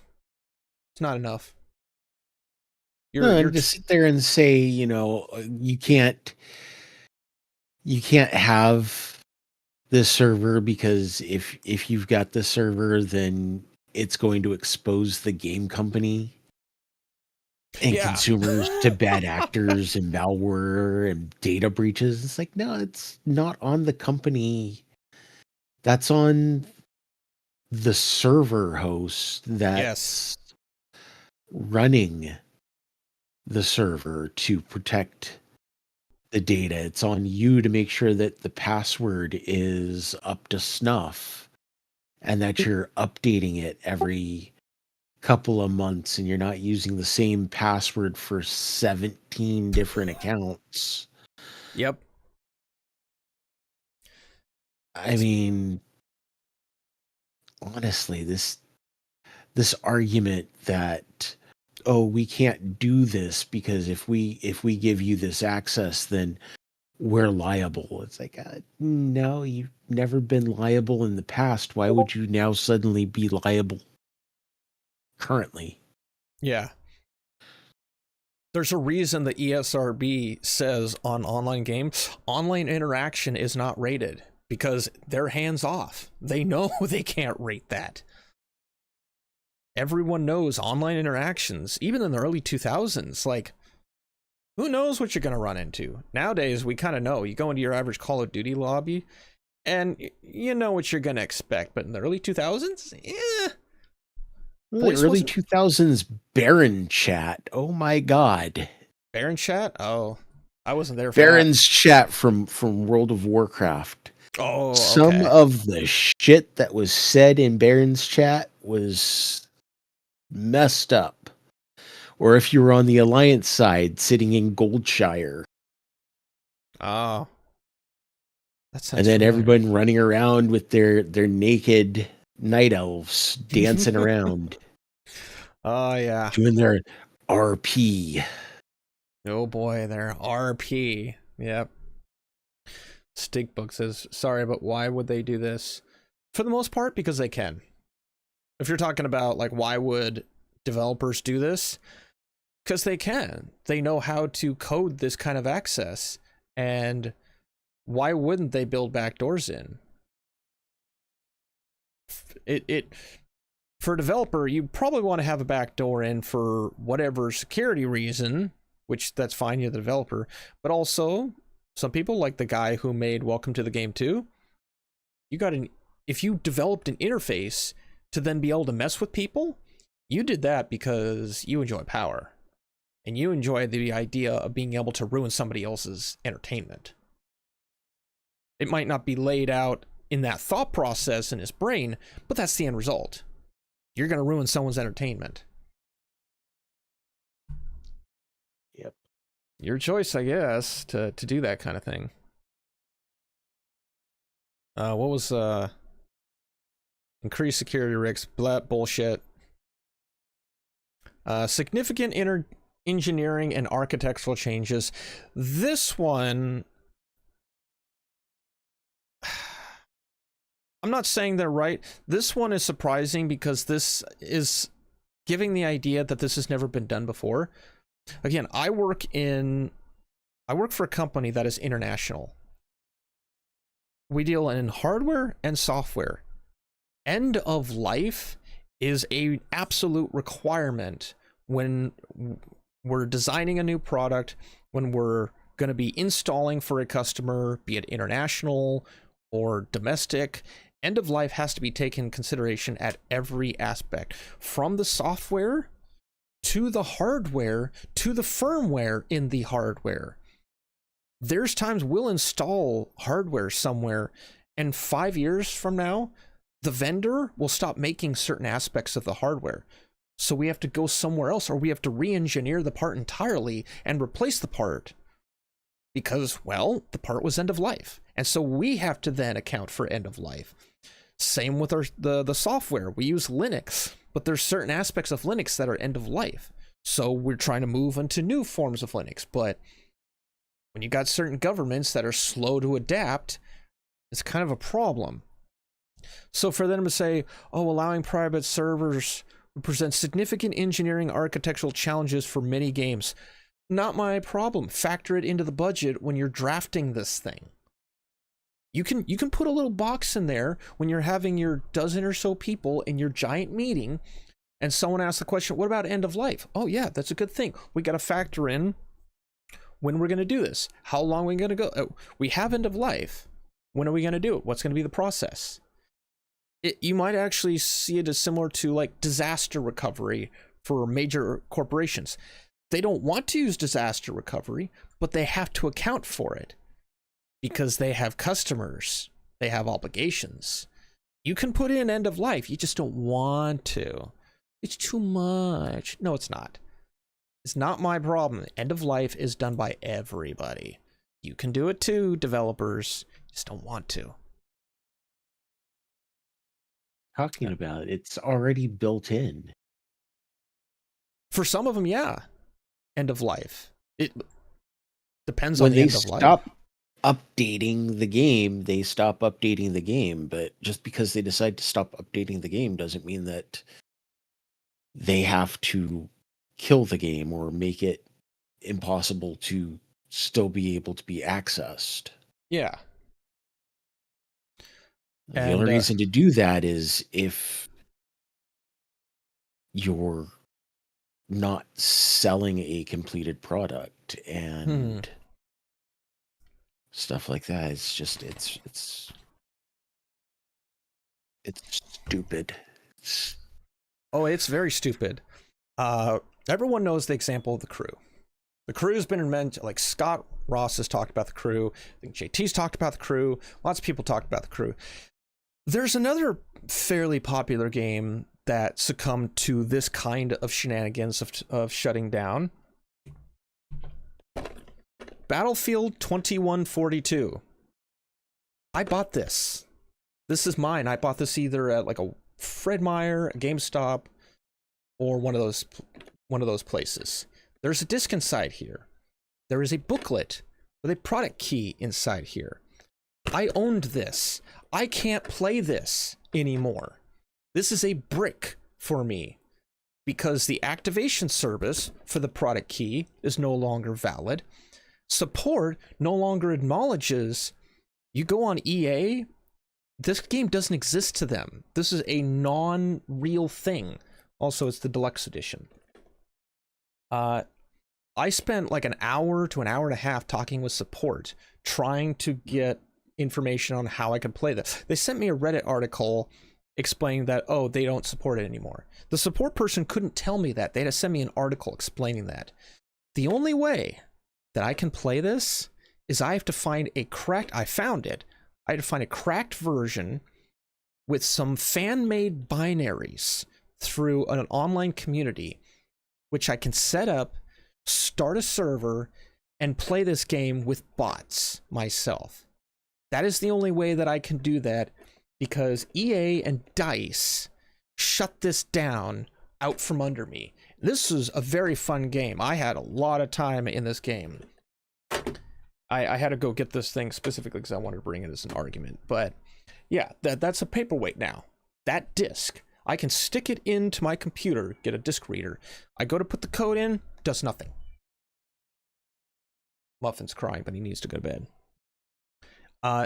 That's one of those examples. I need to just email Ross and ask him if he wants to like join a stream for 30 minutes to an hour. And we need stop killing games. We need it so much. it's starting to get under my skin.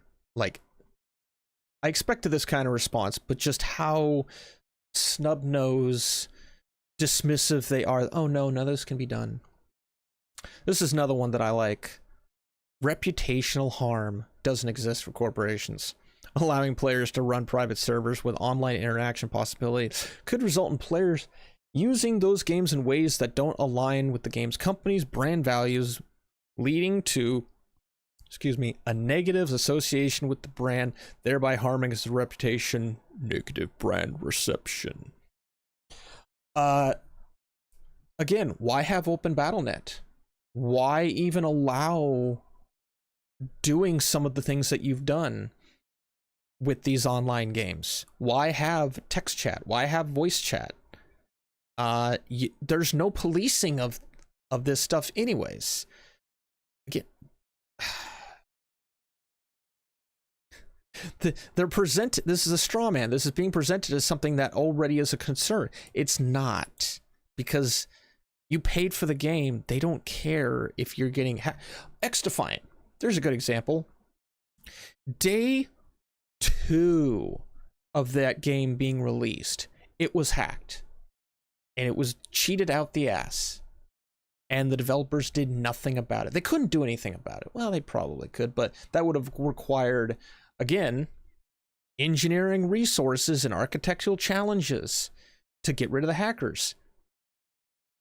You're allowing hackers, but you're worried about brand values. X-Defiant failed because it wasn't taken care of, and amongst a laundry list of other reasons. I know, because I played it a little bit. It's dumb. I mean, it's the only way I can put it. Is it's stupid to sit there and say, well, we want to sell you this thing. We're going to sell you X. And you're not actually going to own X, because you're going to be beholden to us. We're going to tell you what you can do with X, how long you can do whatever it is that you're going to be doing with X. And we're going to control everything that you're allowed to or not allowed to do with this thing that we have sold you. But we're not actually selling it to you. We're letting you use it for a fee. Yeah. You can rent it. No, I'm buying it. It's mine. I've spent my money on it. How I choose to use that object or that thing, that's my right as the consumer. I have the right to determine how I choose to use that thing and what I'm going to do with it. You're not responsible for my actions. You can't control my actions. And just because I do something that may or may not be good in your eyes, it doesn't mean that you can control that sort of thing. You're sitting there saying, "Oh, we're going to police you. We're going to be the thought police." Yeah. You know, it's like, no, it's not how this works. No. There's other things I could go into, but if you want, you can find the Video Games Europe position paper. It's a white position piece of garbage, in my opinion.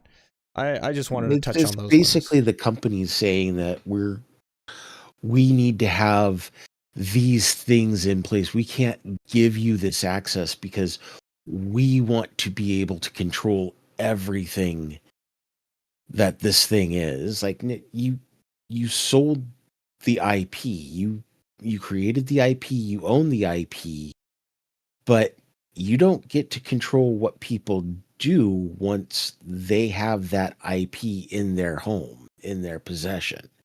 Are they selling it? No, they're not trying to make money off your IP. They're doing what they want to do and having fun. You know, if they're doing something illegal, well, then they're going to get in trouble for that. There are processes in place to stop those bad actors. Exactly. You know, if it's illegal. But, you know, to sit there and say, oh, you can't do this because hate speech. There's no such thing as hate speech. It doesn't exist. You've got people who say things that you may not like, you may not agree with, but you don't get to say what they can and cannot say. Yeah. You know, as long as they're not hurting people or physically threatening people, get off your fucking soapbox. You don't get to tell people what to do. No, they'd like to think they do, though. I never noticed this. Ooh. So this is part of the hypocrisy that... No, I would agree with that. There's one here. That you're renting. Games are licensed to the consumer in accordance with their terms of service. These set out the terms which consumers may access and play such game in their situations and such license rights in which such license rights may be terminated. Consumers are informed that their access to online games associated services may terminate and are informed with sufficient notice in cases where that does happen. Yeah, that's technically true. However, reimbursement, the Digital Content Directive provides consumer with price reduction and reimbursement rights in certain circumstances. No, they don't. Where's my refund? I spent $30-$40 on, I don't remember what it was at the time. Where's my refund on this?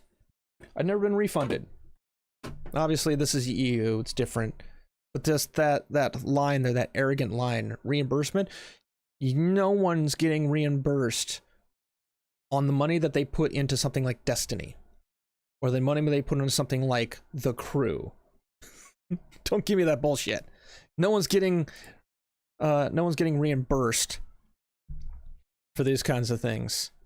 What was it?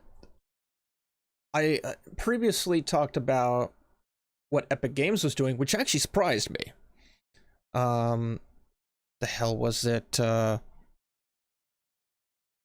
It's a free-to-play game that they're reimbursing they're refunding, rather, was it the elevated tier that people had purchased? They're just full on either refunding or they're giving store credit. That was surprising to hear coming from Epic, which is a good move. But it blew my mind because that sort of thing doesn't happen. It's just, you know, you're done. Look at Anthem, which, by the way, I forgot Anthem was a thing. Like, not in the sense that, oh, it was like showcase. I forgot it was released, that it was a game. I thought it was demoed and scrapped. That's the logic I had in the memory I had, was that this was a game that was completely scrapped. But then I found, oh, what? The servers are getting shut down? When were their servers? I forgot. If they're just renting the game, they should be about a third of the price. Yes, which there was a time when I think you could rent games. Was it Gamefly or one of those where you could rent a console game for, I don't know, like a few weeks to a month? You'd send the disc back. We used to go back in the 90s. We used to go, well, I didn't have a Blockbuster. We had a small local chain called Wayside Video. And you would go there and rent VHS because DVD wasn't a thing yet. You would also rent console games. Nintendo, Genesis. Eventually Nintendo 64 came out. There wasn't really much in the way of Dreamcast, but yeah, you'd like rent a game for the weekend for $5. 3 days. And you'd get the game. It was, or you had to bring it back, or else like you got a phone call, you got a charge. It was like borrowing or renting a book from the library. Whereas if I actually went and bought the game, and yeah, we have plenty of former articles to showcase, some of those games in the 90s were close to $100. So no, we were gonna go and rent the thing for a little while. But yeah, renting was cheaper back then. Yep. Even Blockbuster. Yep. No, I remember going to the video store, renting Nintendo games or Super Nintendo games, It's good playing it times. for a couple days and bringing it back. The Lion King game. I finally Oh beat God. that on my third or fourth rental. And like that was back when you pretty much would find a game that you liked and you just kind of stuck with it. You didn't have 100 games in your collection typically. So you either rented one continuously and you got really good at it, or you somehow managed to get the game, but that was your game. Like my 64, I have... No, I didn't have Golden. Somebody else had Golden. I have Perfect Dark. I have Zelda Ocarina of Time. I have 1080. I had those games from my Nintendo 64, and they are still my games to this day because that's all I got.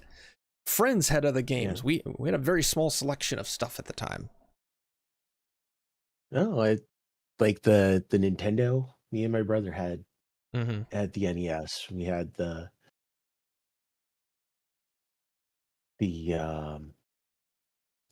what was it? The one with the pad, the exercise pad, because my parents were like, you guys are fat, so you're gonna do the sports pack.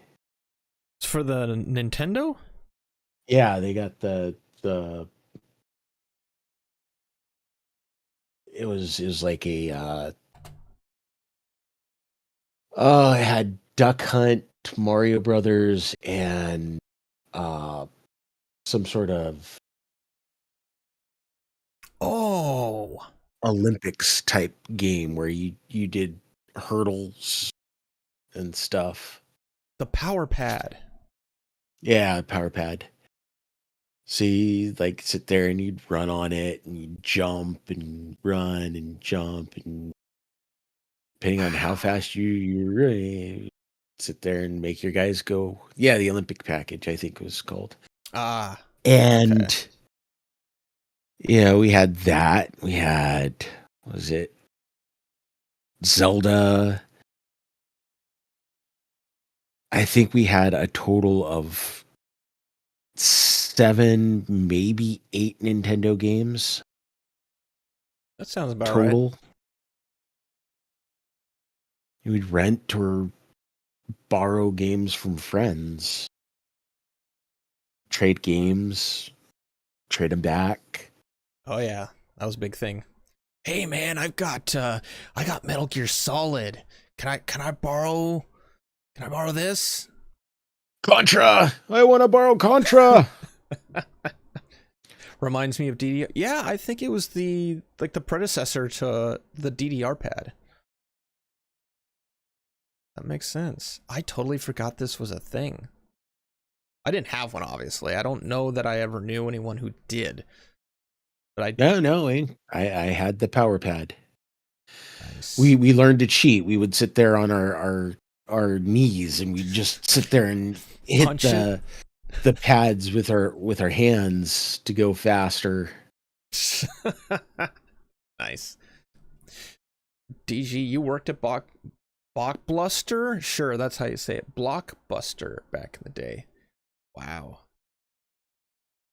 Wait. Hold on.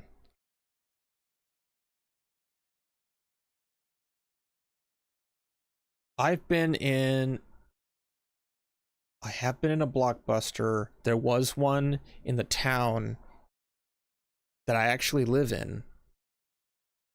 It was technically on the other side of town. But it was in the early 2000s. But I lived in a different town. It was like 15 minutes, maybe 20 minutes away. But I remember coming into town And by the time like the 2000s came around, like renting a game was starting to kind of phase out a little bit. You rented more movies, or no, Netflix I think was becoming a thing. But I remember going in there and there was games, but there was also the mental exhaustion of the person there at the counter just like, why am I still here? Why am I doing this with my life? Hey, that wasn't until close to the end of the 90s. See, by then I was just getting out of high school Mm, in the mid 90s. wow. Yeah, it's a wild time back then. Well, not wild time, interesting time. Yep. No, I mean,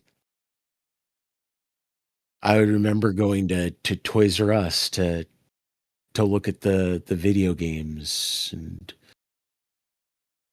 then decide that the games were too expensive and I wanted toys instead. Yep. I Got to get my GI Joe fix. I think I Three spent three and a quarter. yep. I Because they spent were more cheap. oh yeah. Compared to a video game system, toys actually were still cheap. Legos. I was a big Lego guy. I kind of still am, as you can kind of tell, like Clippy. Yay, Gen X. Yeah, hell yeah, Gen X. I remember going to Toys R Us, and I spent most of my time just looking at the interesting Legos.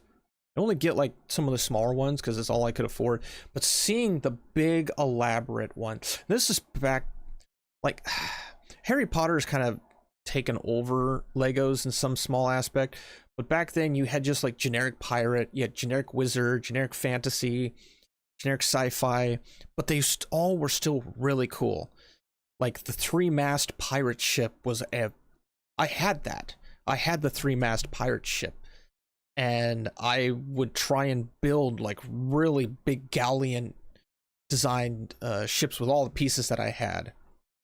Uh, it was cool Yeah, to see this get stuff. the bucket, the like garbage pail, little Mm-hmm. mini garbage pail bucket full of Legos, and just build stuff out of that instead of actual um sets. Yeah, I wasn't good at designing at the time. Nowadays, I probably would be. There was a friend of mine who he's probably like a helicopter pilot now because his dad was a helicopter pilot. He was an architect. He was the kind of person that, like, you got the ship with the design and you got the flat. He would find a way of, like, if you look at a galleon ship, it's not like a flat ship. It's actually got like a curve, and he would find a way of continuing that curve. Like, he was very elegant at his design. I wasn't good at that, but what I was good at is he would design all this stuff, like the base and the ships and everything, and I would then set the scene. I would set like where the ship would be, because we would basically make this uh like film set kind of with the Legos.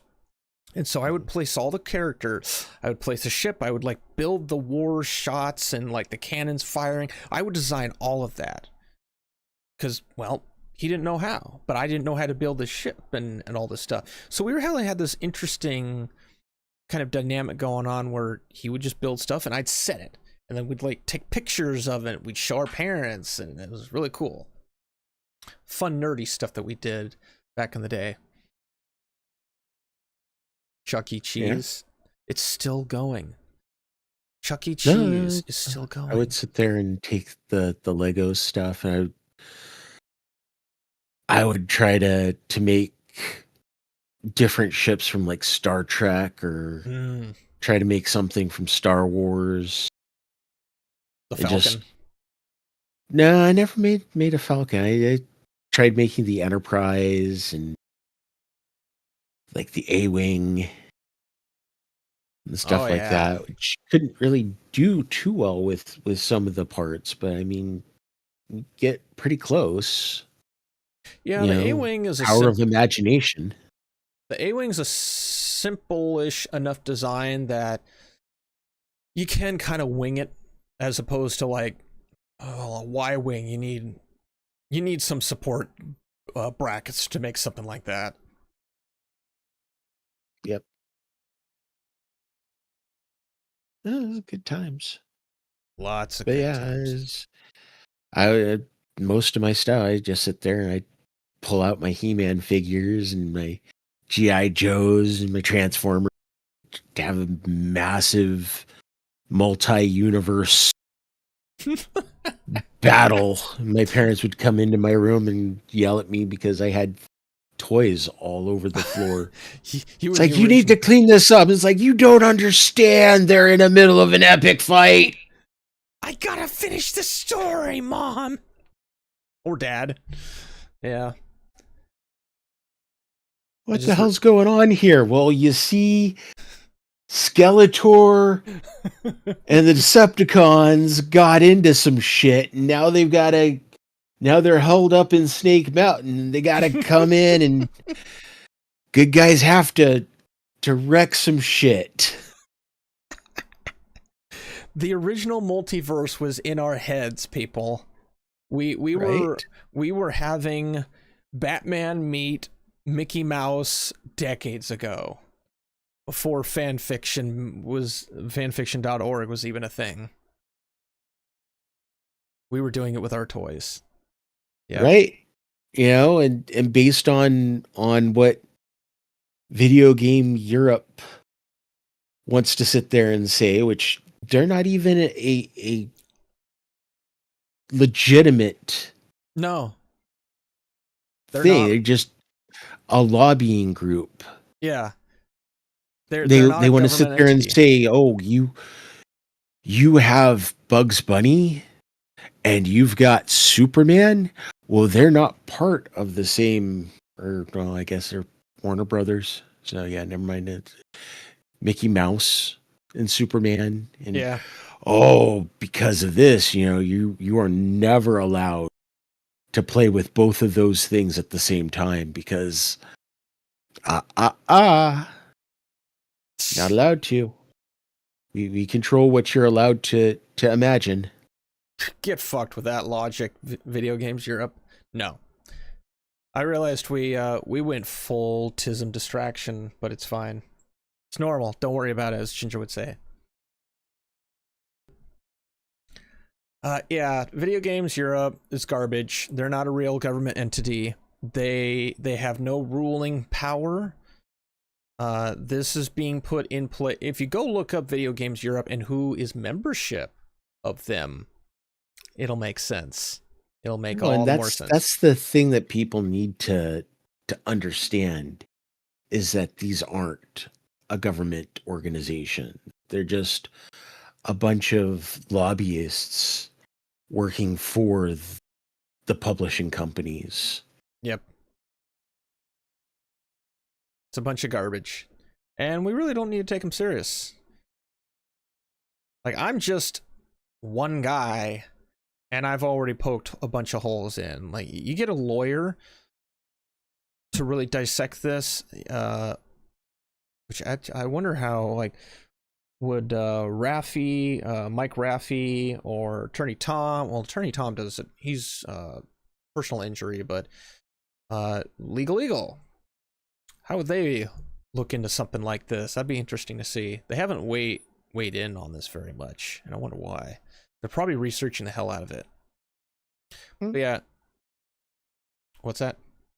Oh no, it could be. I mean, it's also possible that they may not be weighing in because they don't have expertise in that sort of thing. Yeah. We need a lawyer who can. Yeah. But let's put that garbage to bed and move on to one that's got a lot of people upset.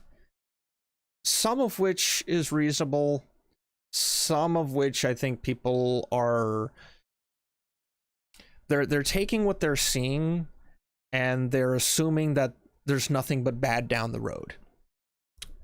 And I think the truth is somewhere in the middle, in the sense that, like, there's seemingly trouble, but I don't think this game is a total disaster. I don't see that yet. And we've seen a lot of disasters. I don't think we're there yet.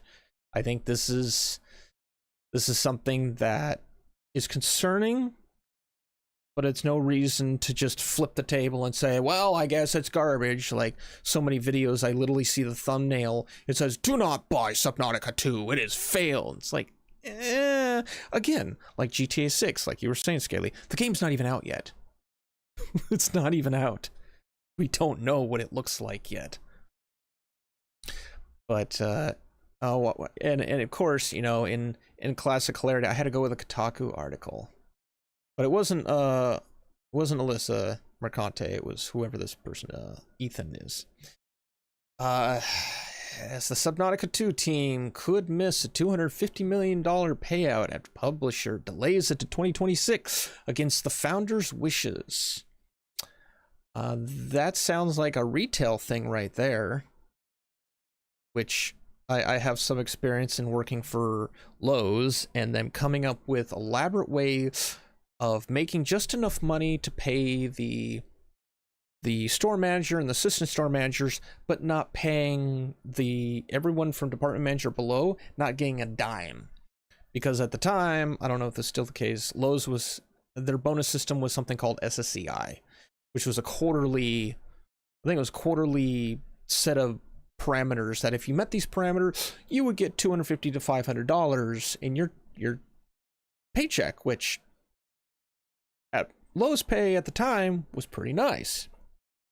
Now, since then, they've found a way of just getting rid of all of that. Let's see what they have to say. The underwater survival sim seems one of my... Yes, it is. You already said that, and it's no longer coming out in 2025. Yeah, that may change.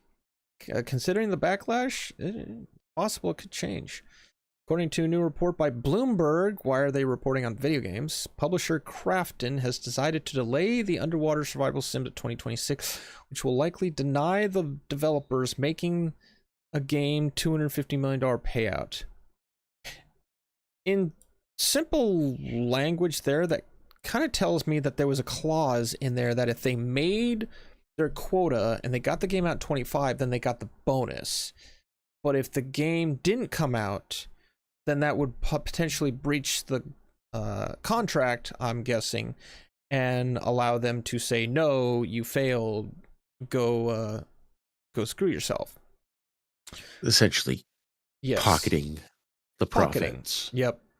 Which is something that happened when I was at Lowe's. This is something whenever I get my ass off the chair and write my little story for Camelot, one of the things that was done at the store I worked at was the manager, who was very smart at knowing where to toe the line, they found a way to skeleton crew enough of us, yet pushing us far enough through like threats of write-ups and layoffs or firings and whatnot. We made, I think it's comp, but we didn't make enough to justify any SSCI, any bonuses, but yet the managers, the higher up managers, got to walk away with all the bonuses out the ass. All the money that potentially would have gone to us went directly to the managers. And we're talking everything. There was a fund for the safety barbecue every 60 days, I think it was, that we didn't have an incident, we would get a safety barbecue.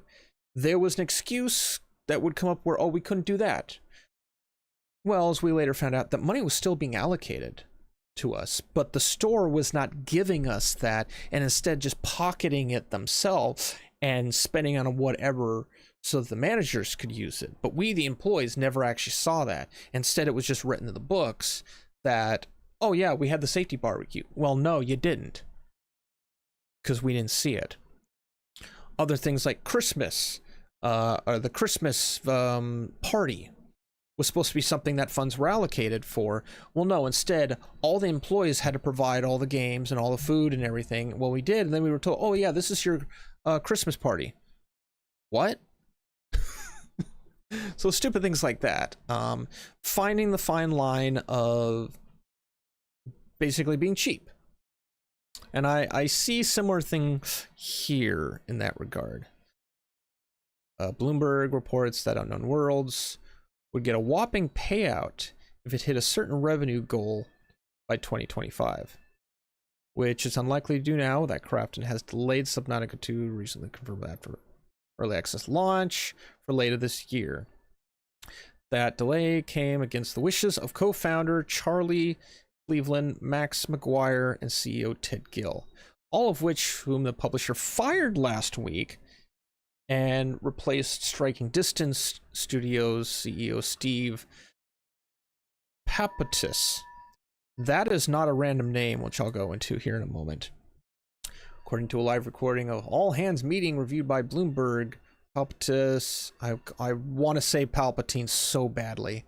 Palpatis was asked about the firings, delay, and payout by other developers at the studio. While yes, the software that everyone worked on is in great spot, and it felt like, hey, we should launch this.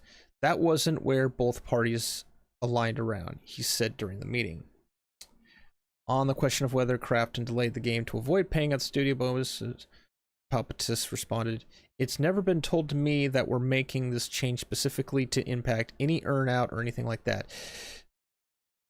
That is a very interestingly worded phrase.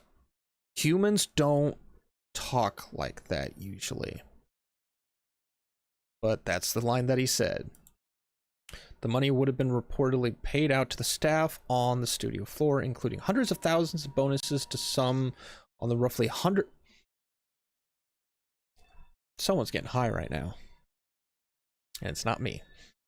The firing of the studio leadership previously in charge of Subnautica 2 has already led to a revolt amongst some of the game's fans. Calls for players to take the game off their Steam wishlist or boycott it at launch. So yes, this is a publisher thing apparently, which Cleveland called a shock in a letter to fans on Reddit. Now comes with a likely $250 million price tag attached to it for the studio, for which is like taking an existing dumpster fire and dropping an oil tanker. Interesting analogy, but okay. We know that the game is ready for early access release. We know you're going to play it. Cleveland, who directed Subnautica 1, wrote earlier this week. And while we thought this was going to be our decision to make, at least for now, the decision is in Crafton's hands. Why is it in their hands, I wonder? After all these years, to find that I'm no longer able to work with a company to start things. See, that right there tells me he was fired. The person who left doesn't use that kind of vernacular. Oh, hey, Dean Kane. Yeah, I'm not going to go into that. This doesn't spell good for the launch of the game. But what it sounds like is that the game is in a ready playable state, according to Charlie, or one of the people they interviewed. So presumably the game is, if it's early access, you could say it's 70 to 80% done. The fact that they... Go ahead. From what I got from this was that the game was headed to early access, but because of this, it's been pushed back. The early access has been canceled, so to speak. They're not putting it into early access, and the reason they're not doing that is, I believe they said they want to do more content, but the way that this is written, not the way that it's written, but the way that it's transpired and the way that it's gone down, I don't I don't see the people working on it being inspired to put out a quality game anymore. It's like a drawn together episode. Are you excited for Christmas, Ling Ling? It's a tumor. Damn. Wow. Yeah. Yeah, this brings back memories of we would bust our ass at Lowe's, and at the end of the year we were told, oh, none of you are getting bonuses, but we're getting bonuses. We sweat, we bled, we cried at our job. We put up with lots of threats, only to be told that the system was handled in a way that none of the people who actually took care of the store are being rewarded. Only the people that did what we call holding up the wall. And the reason we used a phrase like that is if you got the customer service desk, there was this wooden wall in a 90-degree L shape. It was literally just held in by bolts in the ground. And the managers would sit like this. You'd find multiple managers holding up the wall. That's where we got the phrase holding up the wall, because they're not doing anything other than just standing there. And so seeing these developers miss out on this, yeah, I would expect some people to leave, especially some people who may be jaded. It doesn't inspire them to continue to put out their best work. No, they will phone it in. Yeah. Go ahead. No, that's pretty much what I was going to say is you're going to do the bare minimum and collect the paycheck because there's no incentive to go above and beyond. Seemingly, yeah. It got ripped out from under you. Yeah, it sounds like it was written in their contract that these guys and girls would, in reward for doing a fantastic job, they would get a massive payout, which that doesn't really happen anymore. Look at Marvel Rivals. I doubt anyone got a payout other than a severance package, a small severance package. Game was made, completed, and brought in 100 million. Goodbye. Boom. The turnaround, the thing that makes me wonder, is this still salvageable, is the inclusion of this guy, Steve, who was known for this series, Dead Space 2 and Dead Space 3, which, say what you want about Dead Space 3, it was still Dead Space. Yeah, it had monetization elements in there, but one of the developers actually was interviewed a couple of years ago. They didn't want to do the monetization for that game. That was like last minute or near last minute put in by the studio, by I think the publisher. And they said no. At least in the interview, they claimed no, this is going to be terrible. And it was claimed, nope, do it anyway. And so they did it, and well, we saw what happened, but I played Dead Space 3 multiple times. It's a Dead Space game. I like it. It feels like a Dead Space game. And obviously Dead Space 2 is fantastic. Absolutely fantastic. It's like Mass Effect 2. It's probably the best of the series. And he was a producer on there. And if he also was the director for the third one, he has experience in doing good games. I don't know about the Callisto Protocol, or Castillo. No, Callisto. Sorry. I don't know about Baba Yaga. But he was part of the first Dead Space. He did Extraction. He did I've never played these. I need to play them. He was part of he was part of the 2 films, Aftermath and Awakened. So he has experience in doing good stuff. So I don't know entirely I can't think of the reason entirely why he would be brought in other than he is a name that people know. He's been doing stuff somehow behind the scenes.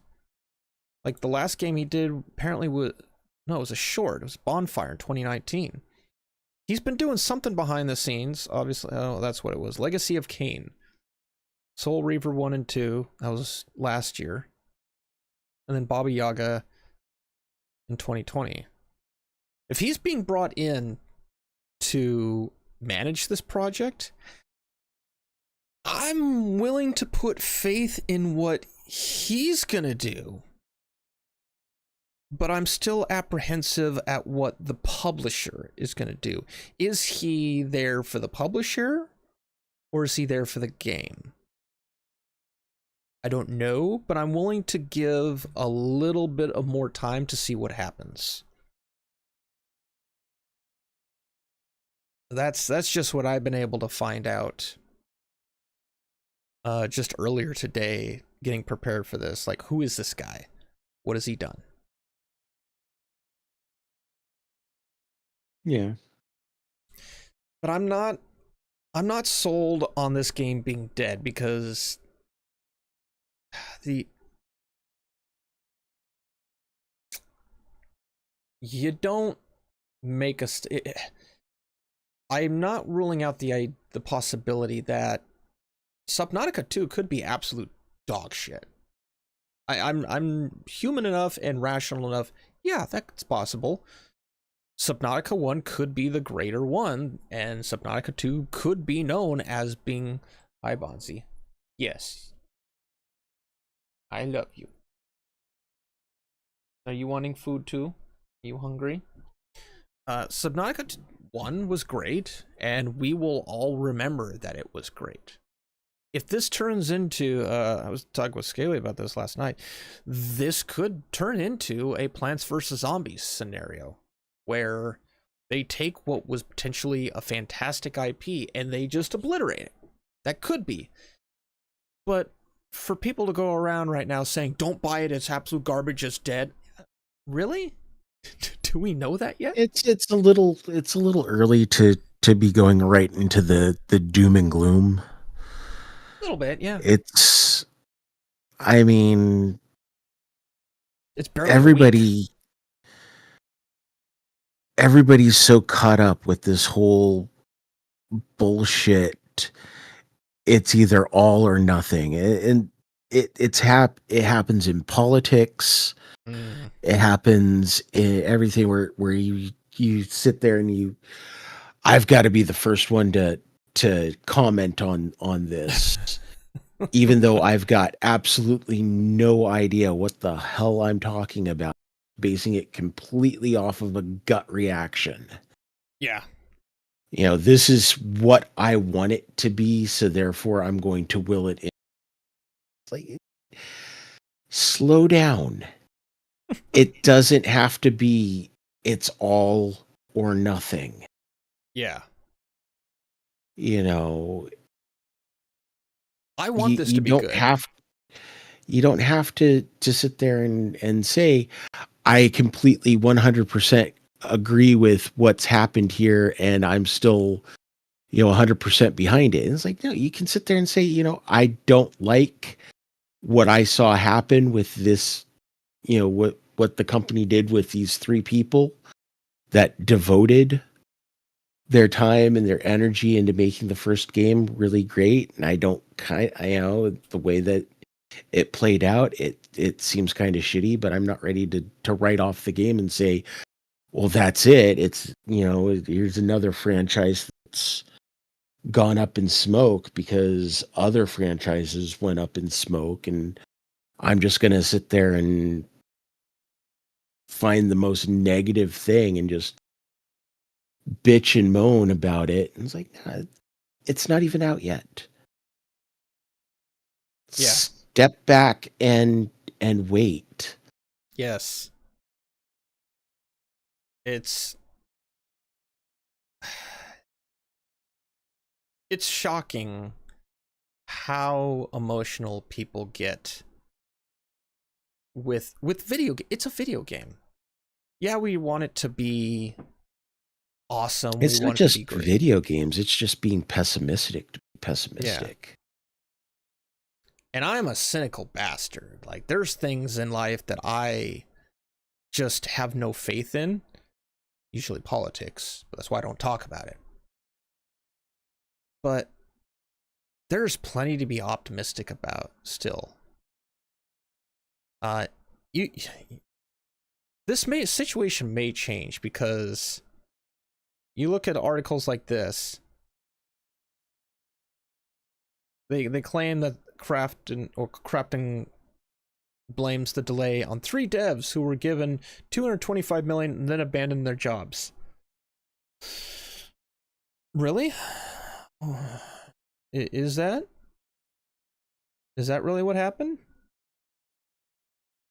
This responsibilities entrusted to them.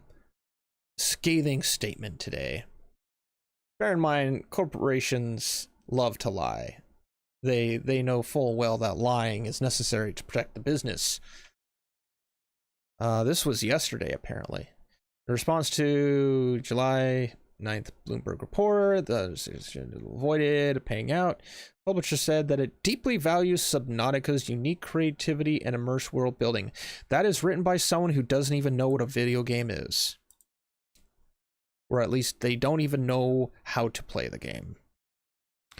And it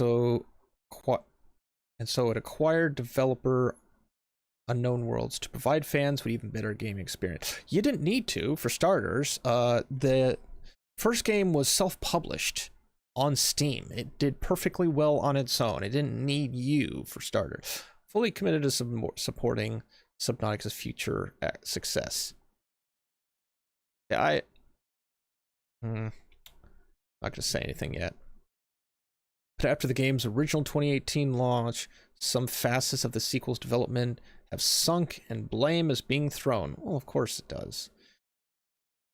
Because reputation is a lot. Well, no, it's just you got to blame somebody, and it's like instead of just stop. Quit. Yep. Quit drudging drama just to have drama. Yep. It's like, hey, here's some shit that went down.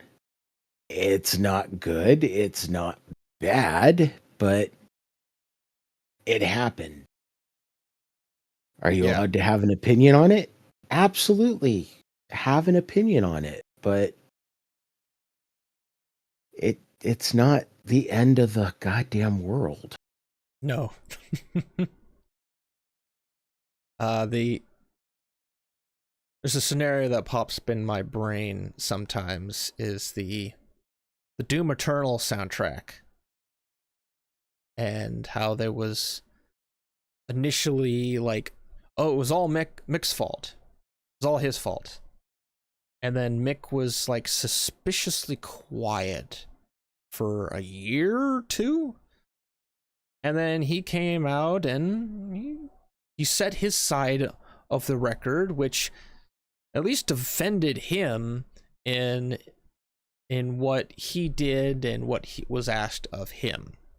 And there's probably more that went on, but the idea that the soundtrack completely failed for Mick and we only had one side, it's like so many people were just hip-shottingly jumping on, what, Mick, why would you do this? Like, that was the vibe that people like Yang Yao were showing.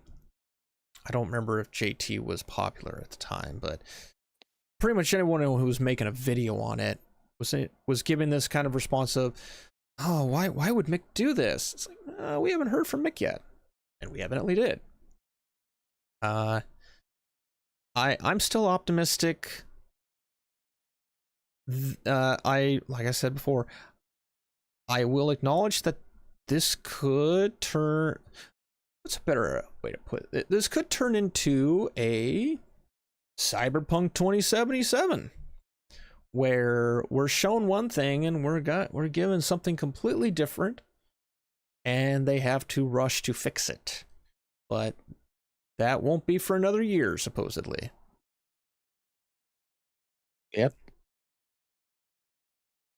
It's in my wish list. I'm not gonna buy it day one because I rarely buy games day one anymore. I've learned my lesson.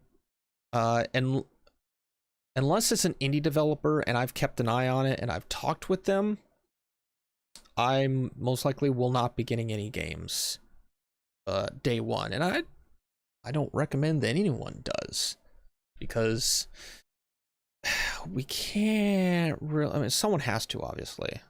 Someone's got to review the damn thing.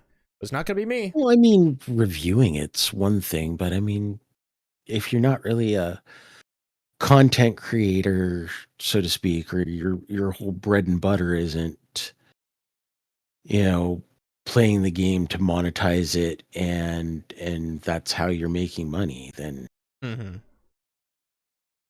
what's the harm in waiting? Exactly. Yeah. So that's those are my thoughts on Subnautica 2. I don't think it's a disaster. But it was interesting that about a week after all of this went down, we, maybe it was convenient, maybe it was planned, this thing could have been scheduled, but the timing of it, when we get the gameplay reveal trailer happened to drop, it's like, very interesting. You're showing us the progress that you made since the pre-rendered trailer. What was it, a year or two ago? 6 months ago? It was a while ago. Like, just days after this goes down.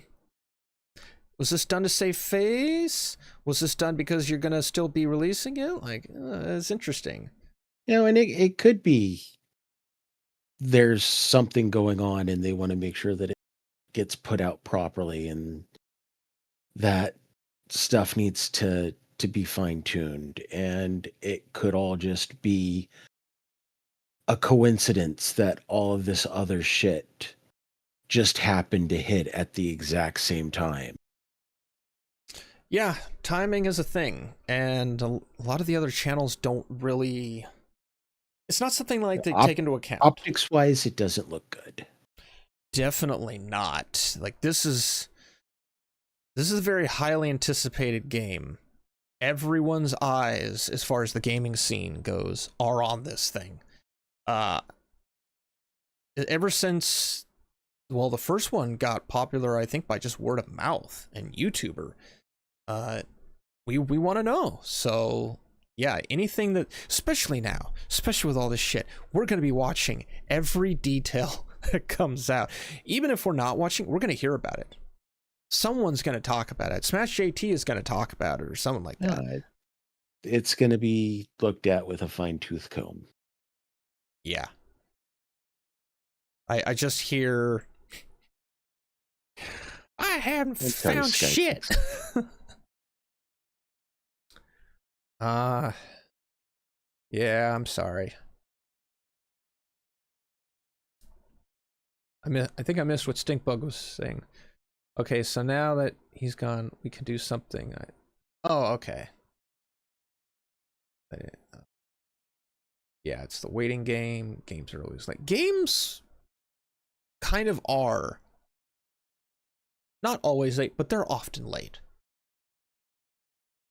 But they can be late within reason.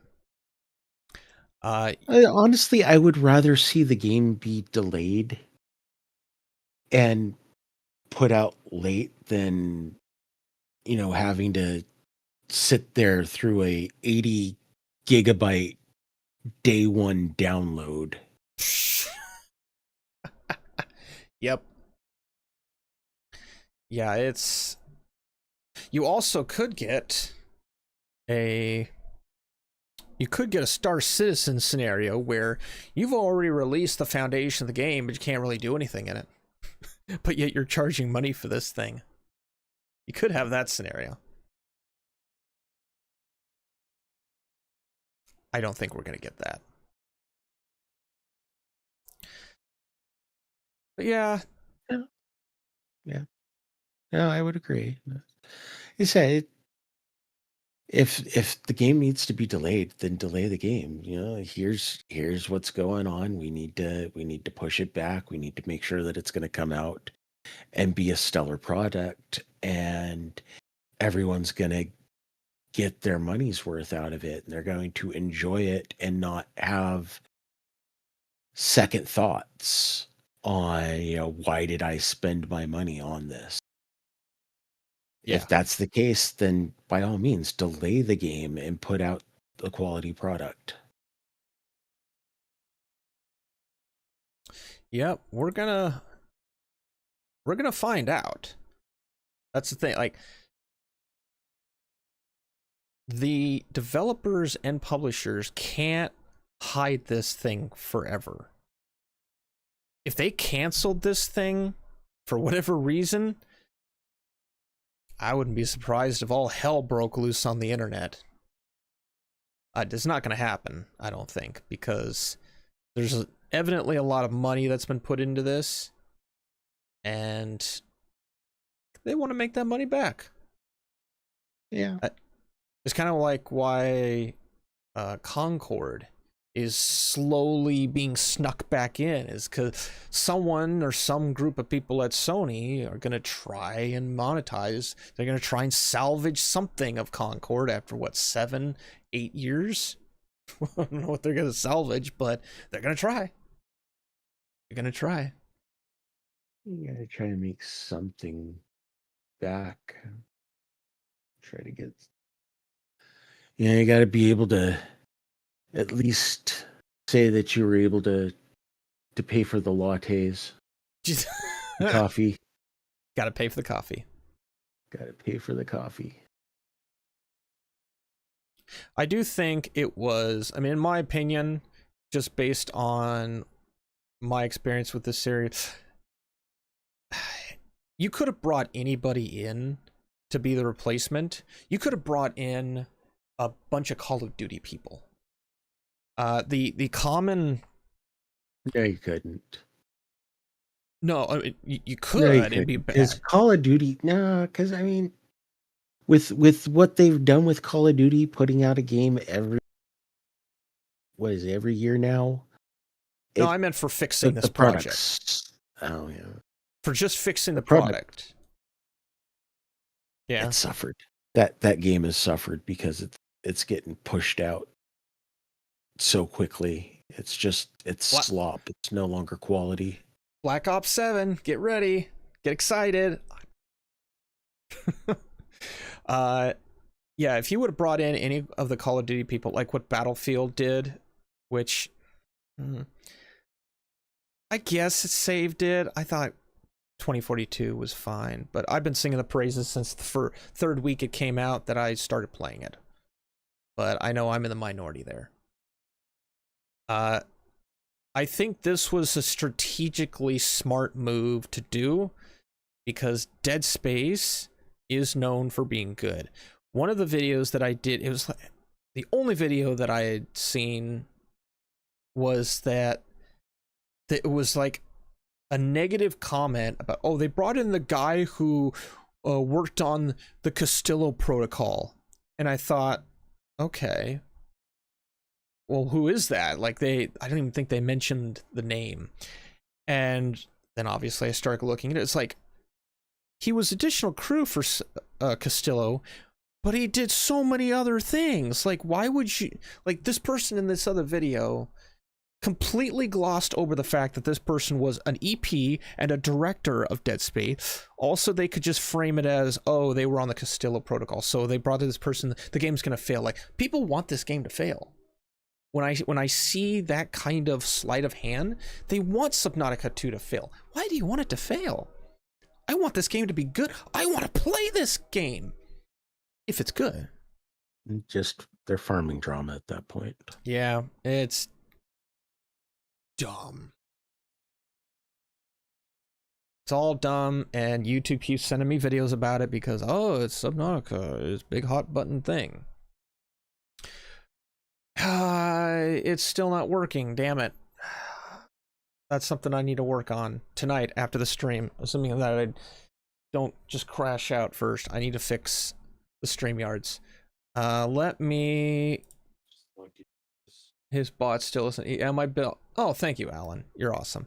Yeah, my bot's apparently lazy, and I need to smack him like a Schedule 1 bot.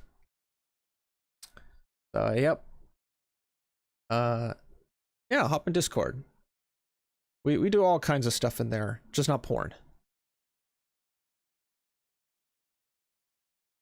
But yeah. Or do we? Or do we? Dun dun dun. But yeah, that's what I got for tonight, folks. A few things that kind of piqued my interest. But yeah, I've been getting back into Pal World because I love Terraria, and what I saw last night was great. Excuse me. I've been playing Darkwood.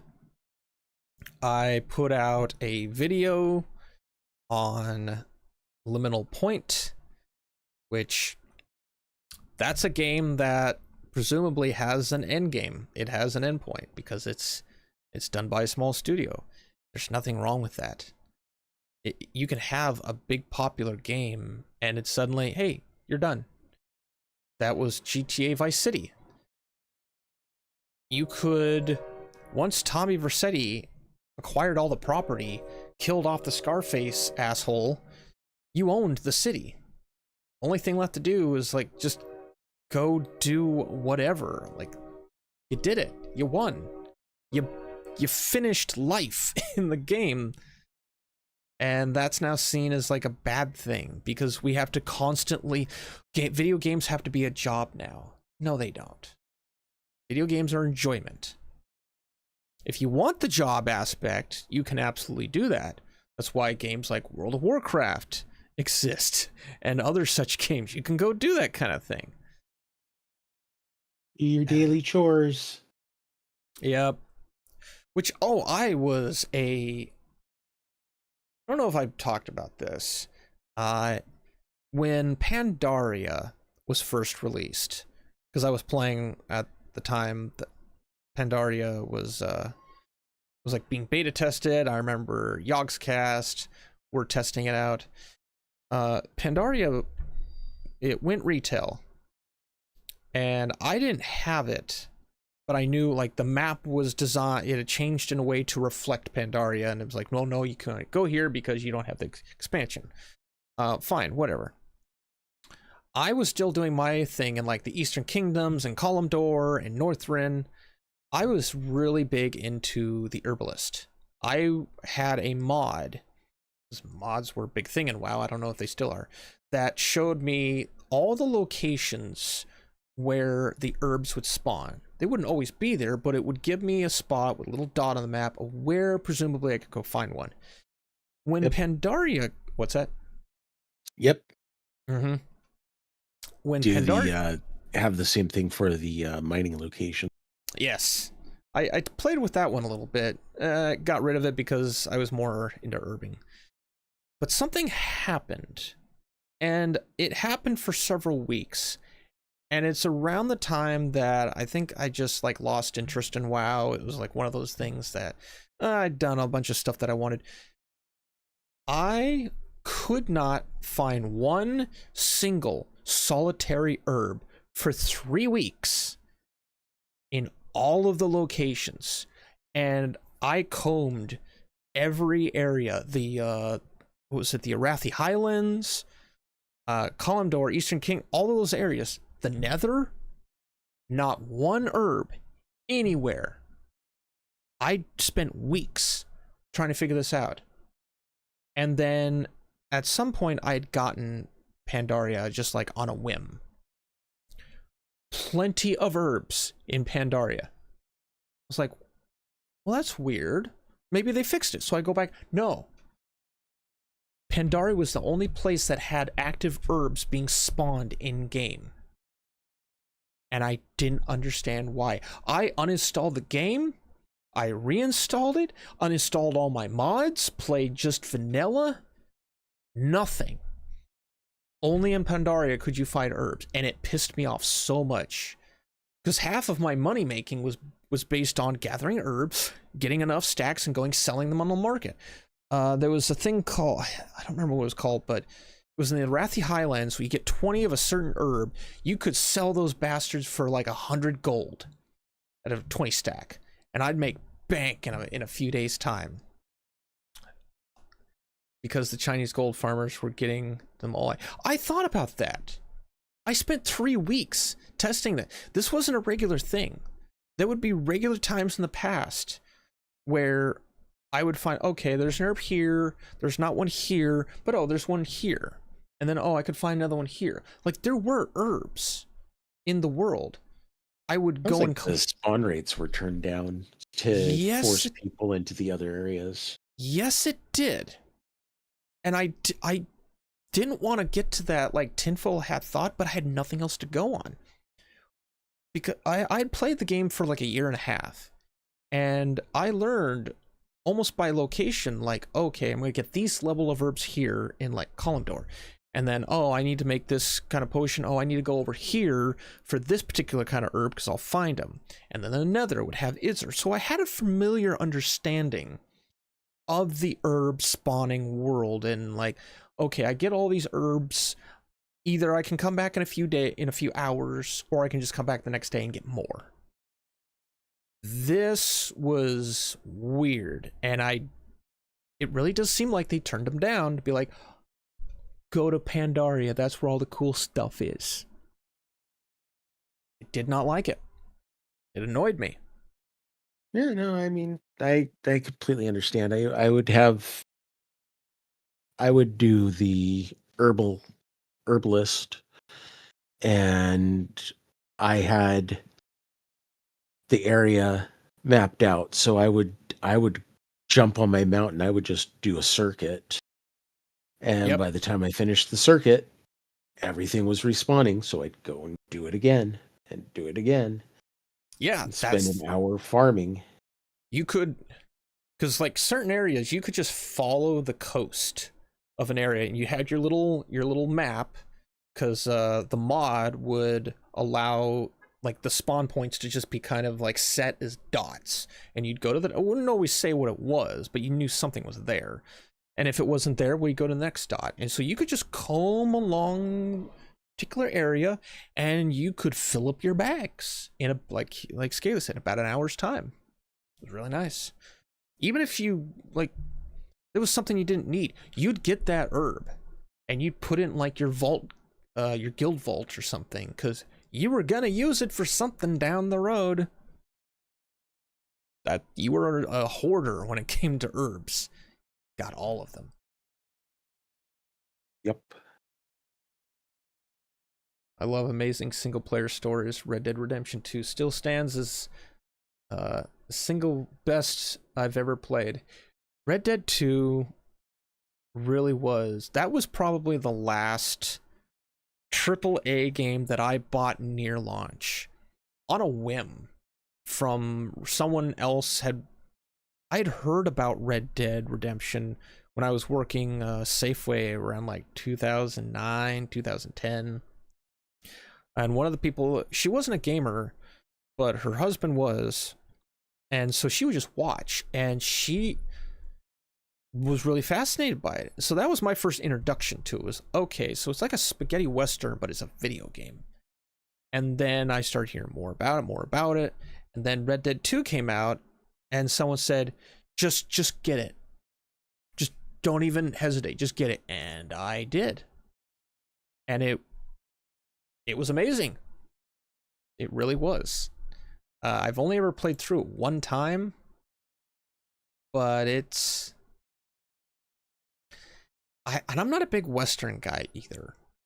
Like, I have an appreciation and understanding for how, like, spaghetti Westerns, like John Wayne Westerns, the Dollar series, I understand that.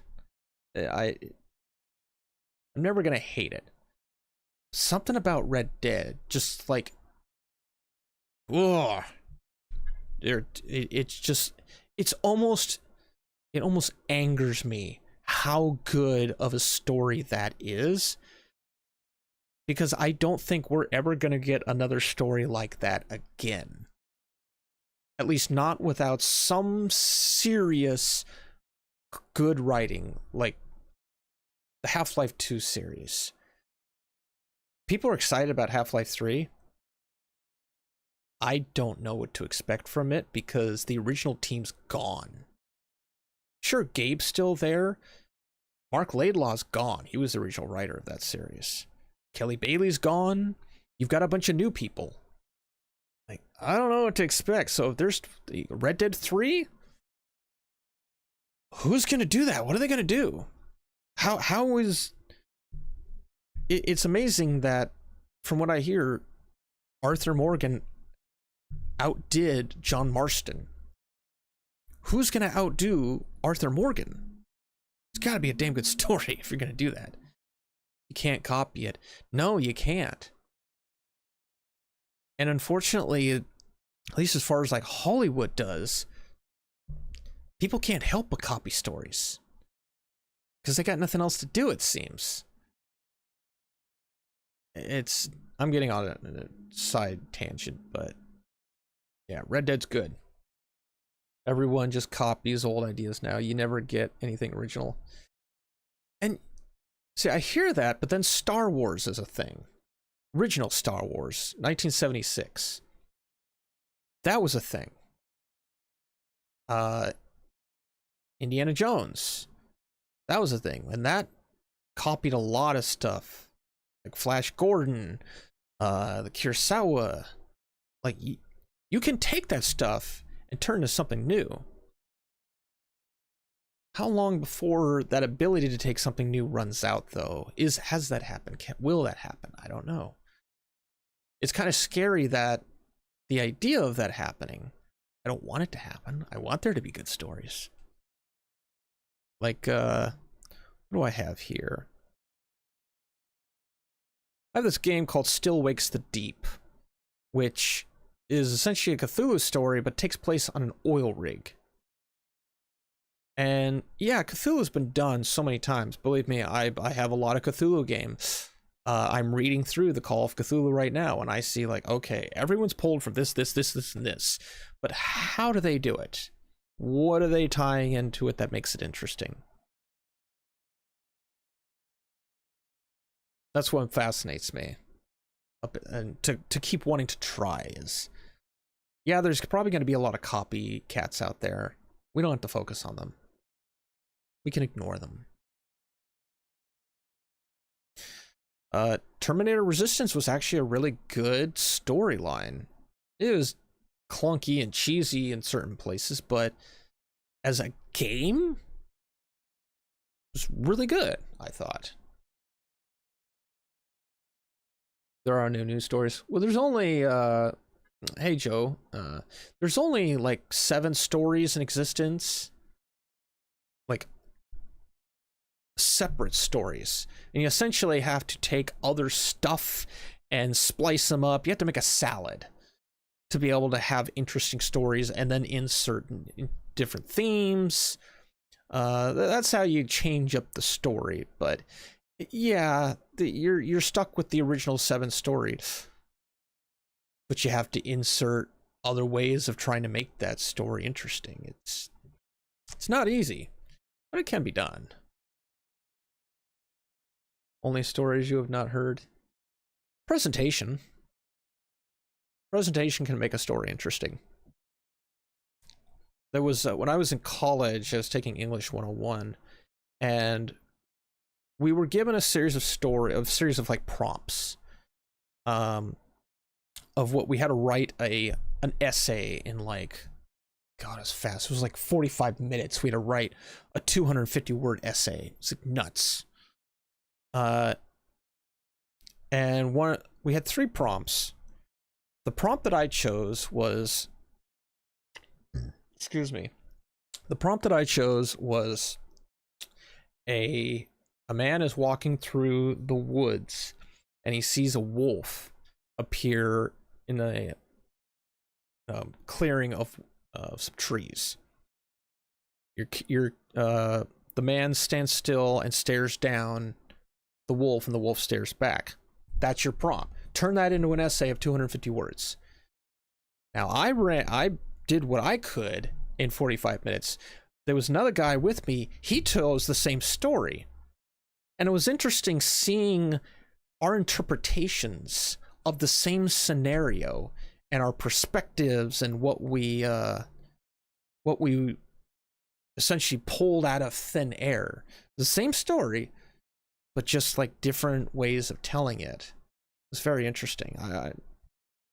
I wish I had more time. I would have written that story better. It still kind of bugs me, but it's like 45 minutes. Like, what can you do? But yeah, you can tell the same story different ways. Not everyone can, though. I don't consider myself a writer. I had to write. I didn't want to write in college, but I had to learn how to write because, college degrees, you gotta know how to do stuff. 7? That's apparently the line that I keep hearing. I've never actually gone down the rabbit hole of like how many actual original stories, but supposedly there are only 7 stories that writers have to use, like originally laid out in the blueprint. Supposedly only 7. Call me out on that. Say I'm wrong. I'd love to be wrong. Kill the wolf, run, or make friends.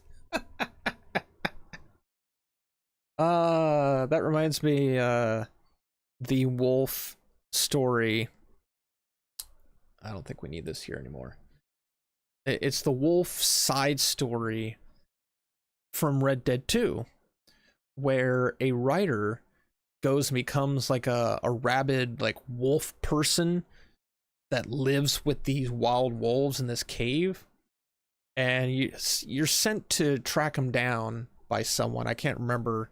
Skytex might know better, but you're not really told much, because that's one of the things I love about Red Dead is it shows a lot more than it tells, and only at the end sometimes will it even tell you.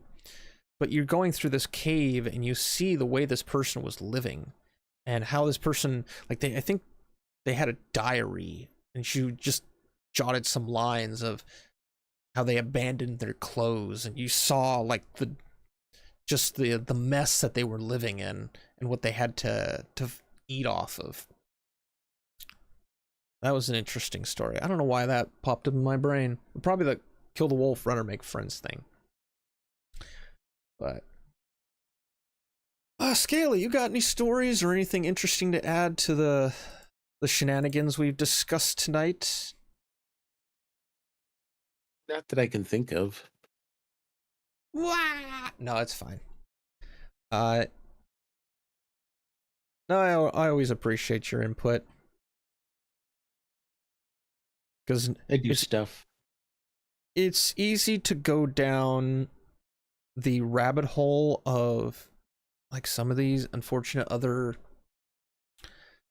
YouTuber people do. They go down the rabbit hole of everything is terrible because everybody else says a thing is terrible.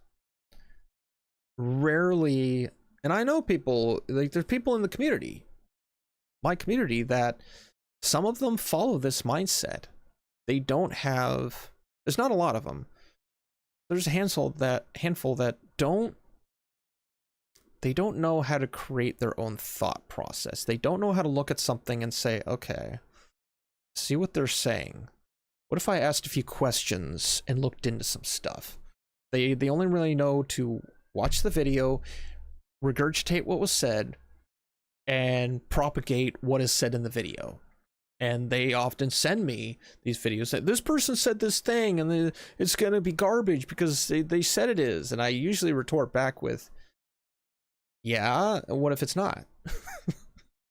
What if it's not their what they said or what they're claiming? Have you looked into this? Yeah. A lot of stuff we've been burned on, but at the same time, you can sit there and just go, all right, well, I just completely give up on everything. Just stop and go, let's find the positive. Is there any positive here? No? All right, well then I'm going to go find positive somewhere else. and I'm going to go be happy that I found positive somewhere else instead of just wallowing in the hole of suck. Yes. And it is sometimes intoxicating when you feel like you're the only one that's trying to be rational. Which is, there's not a lot to be positive about with something like AAA because, well, a lot of AAA thinks alike and they kind of do things that don't always align with the benefit of the gamers. Obviously not all AAA is like that, but I shouldn't have to tick the box of not all AAA when we, like Scaly said, we've been burned so many times over and over. It might not be all AAA, but it's enough AAA that we're tired of being burned. We're exhausted. We don't have time for this anymore. This isn't the sort of thing where we can go to Wayside or Blockbuster. We rent a game for $5. Turns out we didn't like it. We can return it. We can't get our money back, but we didn't waste a whole lot of money on buying the thing that we now can't stand. Like we didn't worry about that. We just put it out. We go the next time. Oh yeah, I rented that game. That game was, I didn't like that. I'm gonna go with this game instead. That's what we focused on at the time. At least I did. And I feel like that's kind of gone away with a lot of people that cover games. Not all, obviously. Not all. The only thing that I take as gospel is Camel331. He says, reading isn't a hobby. Clapping cheeks is the way. He strangled Ricada's dog. Hey, if he says it, it must be lore. He strangled that dog. Damn, that video. That damn video. Ricada, he smokes cocaine. He takes cocaine. I strangled his dog.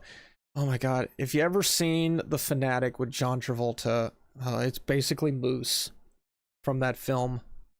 That voice, the character that Camelot was doing, it was great. I would agree that people aren't alone with what Joe's saying there.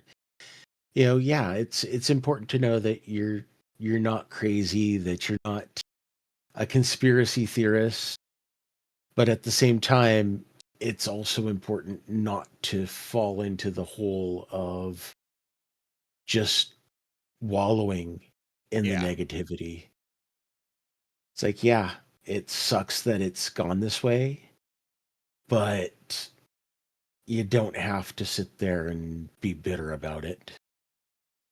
You could sit there and go, you know, it sucks. I don't like it, and I can devote my time to something else, and not, you know, Metallica, not, you know, waste my hate. I'm not going to waste my hate on it. Yeah, there's a lot of big voices that it's dual purpose. It's a hot button thing to hate on the thing that other people hate. And you know, I could do that too. I had been tempted. It'd be so easy to have somebody like, nobody is here, nobody is whatever his name is, that he covers his face up because, oh, he wants to keep his identity. To have someone like nobody on it, and we just start talking about how terrible this one game is, or we start talking about Smash JT's favorite person. They can do that. They can absolutely do that. I had so much fun making a tiny little 2.5 minute video on a game that, well, it isn't even out yet, but I've talked with a developer. I've gotten some information on it. They're definitely going to do a demo, and it looks really fucking amazing. And I had a lot of fun making something that promoted that and that showed something cool in a positive light. Is it going to be the best game ever? No. Liminal Point is not going to be the best game ever. There is no best game ever. There's like subjective. Skytex will probably come in and say, "No, you're wrong. Red Dead 2." Like, I won't disagree. I can't say that there's a best game, but yeah, I can't bring myself to make videos on stuff that I hate. I don't It's know easy why. to do that. No, and that's why I like the community that you've got with all of us in it, because yeah, there's going to be something, and we're going to be like, God damn it, this thing, and we're going to vent, and we're going to be supportive of that person who needs to vent, and then we're going to be like, all right, now that you've said your piece, let's come and do something fun. Let's have some fun. Let's focus on something good. Like trying to get 6 people on Shredder's Revenge. Yeah. I had Skytex a year ago. He was the voice of reason. Yeah, we can sit there and mope and whine and cringe about shit and stuff, or we can put it behind us and focus and put our energy to better things. Yeah, I had to think about what subject that was. Yeah. I think it was his words, and also me realizing that, yeah, it had gotten to the point where, yeah, we all had basically moved on, and it was time to just officially say, we're all done. We're all done with this shit. People want to stay behind and wall in it, that's their choice. We're moving on. The best game ever was Rape Day. Lol. Now that I've said the word, the stream is going to be demonetized. No, the ad revenue. The ad revenue. No, I'll just go in and I can just chop that section out. It will never have been said. Star Citizen had a chance of being the best game ever. Now gamers will ignore us. It had a chance, most certainly. Every game has technically a chance. I wanted it to be good because I like a space game that is intricate, which is why I like Jump Ship, which unfortunately took away its... You can't play the demo anymore, which tells me that it might actually be close to getting released, but Jump Ship is the new Star Citizen for me. Star Citizen brought in $800 million. It's been almost 15 years in development, and it has not everything that it should. It's not optimized.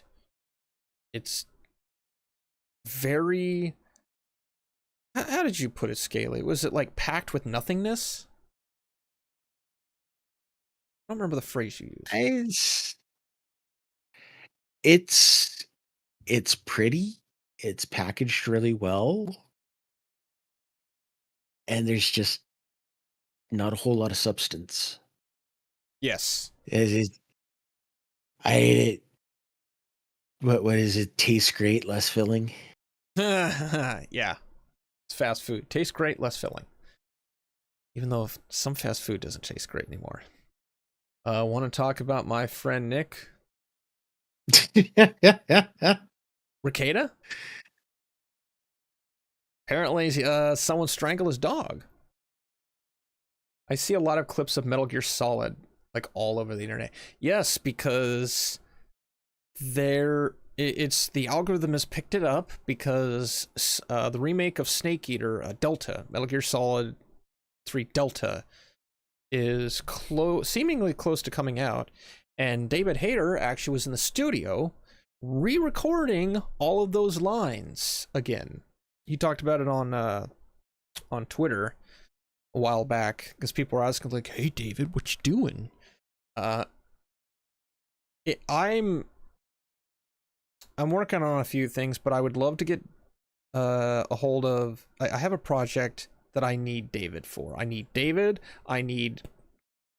Chris Rudolph, and I need Cam Clark. I need all three of them. Snake, Otacon, and Liquid. I have a script and I want them to do, but I don't have the funds right now to do it. Because I have a feeling that's what it's going to need. But the script is complete. I need... Arthur, I need money. Damn it. Always comes back to that.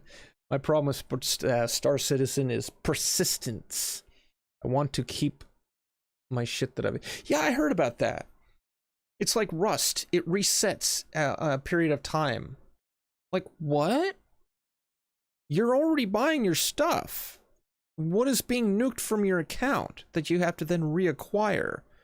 That does not sound fun. That's one of the reasons I stopped playing Rust. Because no matter what I build up, the Face Punch devs, which they're... I don't know how they are now, but they were dicks and trolls in their past. They would nuke their server just because they could. And it's like, oh, it's kind of funny, you build all your stuff and it's all gone. Like, they're... Sorry. ASMR. They would nuke all kinds of stuff. It's like, how is this fun? Why is this a thing? Like, no one's done this before that I recall. They don't need him. They need Camelot to voice Snake. He could... Well, they don't need him. They wanted him. Because they saw... Likely what... There was some bad feedback when Kiefer Sutherland voiced Snake for the Phantom Pain. And no one understood why Kojima didn't bring Snake in. David didn't even know why. He's like, I don't know. Like, I was ready. I was excited. And he goes with somebody else. And yeah, Kiefer Sutherland, he's a good actor. I've seen interviews with him. He values his roles, but they're just roles to him. He doesn't really love the roles the way David loves the character of Snake. I've met him.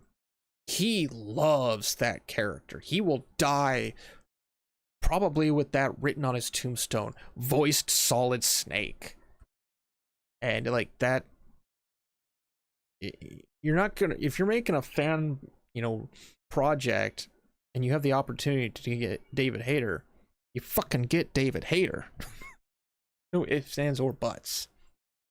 It's kind of like, was it George Recall Schmidt is a film reviewer guy. He made the joke, if you can get Jeff Goldblum, get Jeff Goldblum.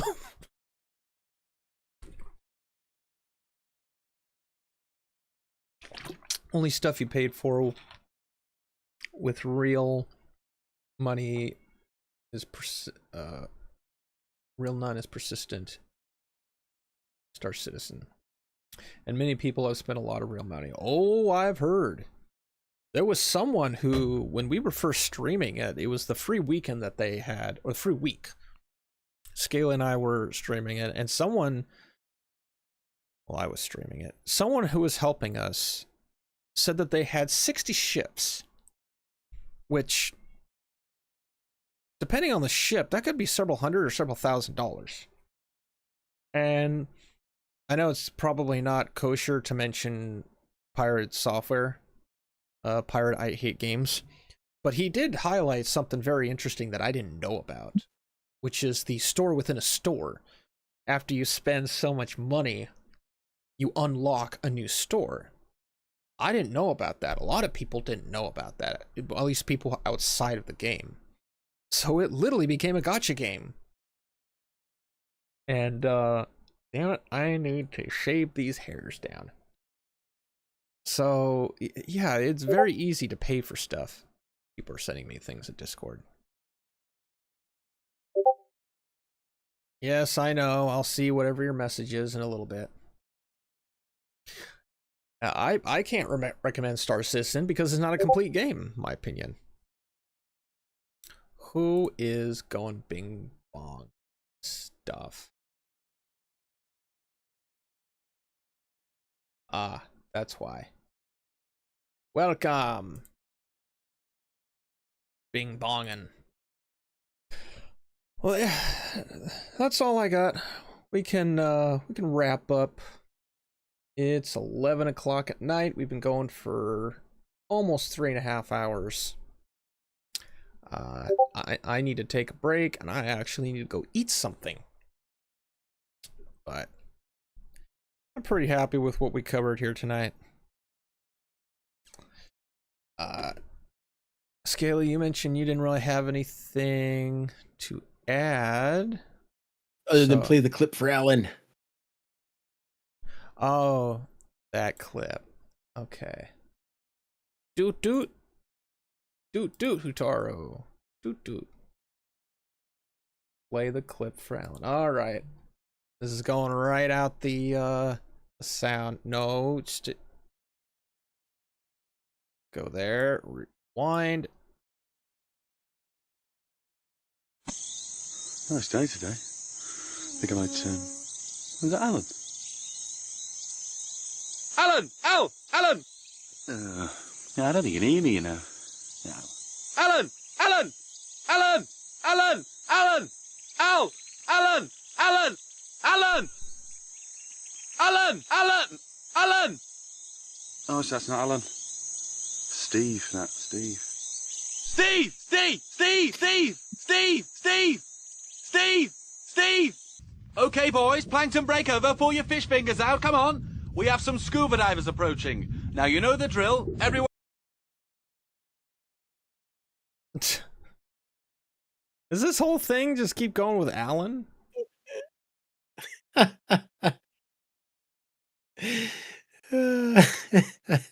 There's not much to see, Skytex. It's literally just like a squirrel, like, or a prairie dog. It's a groundhog. Yeah. Not much to see. Now it's just sharks. I don't think there's much else. They're just talking about random stuff now. Yeah. But that's Yeah. that's the clip. This is like Alan, Alan, Alan, Alan.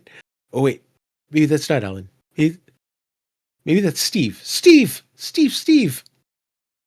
Now see, if I want to go proper, let's see, let's go here. If I went to this layer, what? Where'd it go? There we go. Alan. That one, I have it set there. Main cam. Good night, Evie. Thanks for joining. You were up late. Hopefully it doesn't interfere with what you got going on. But I think I'm gonna call it a night here, folks. Child. Because I need to give my ears a break for a moment, and I have a bladder filled with liquid. Hooray! So, thank you everyone for joining and putting up with this little shenanigan rant. Hopefully you got some insightful conversing. I've tried to do a neutral / positive spin on some of this stuff, but some things, like with Video Games Europe, you can't help but just like shoot holes through it. But we try to balance things out. So. Indeed. Thank you, Alan. I try. But good night, everyone. We're going to head off. And maybe we'll stream something tomorrow if we got time. But until then, we will see you next time. Good night.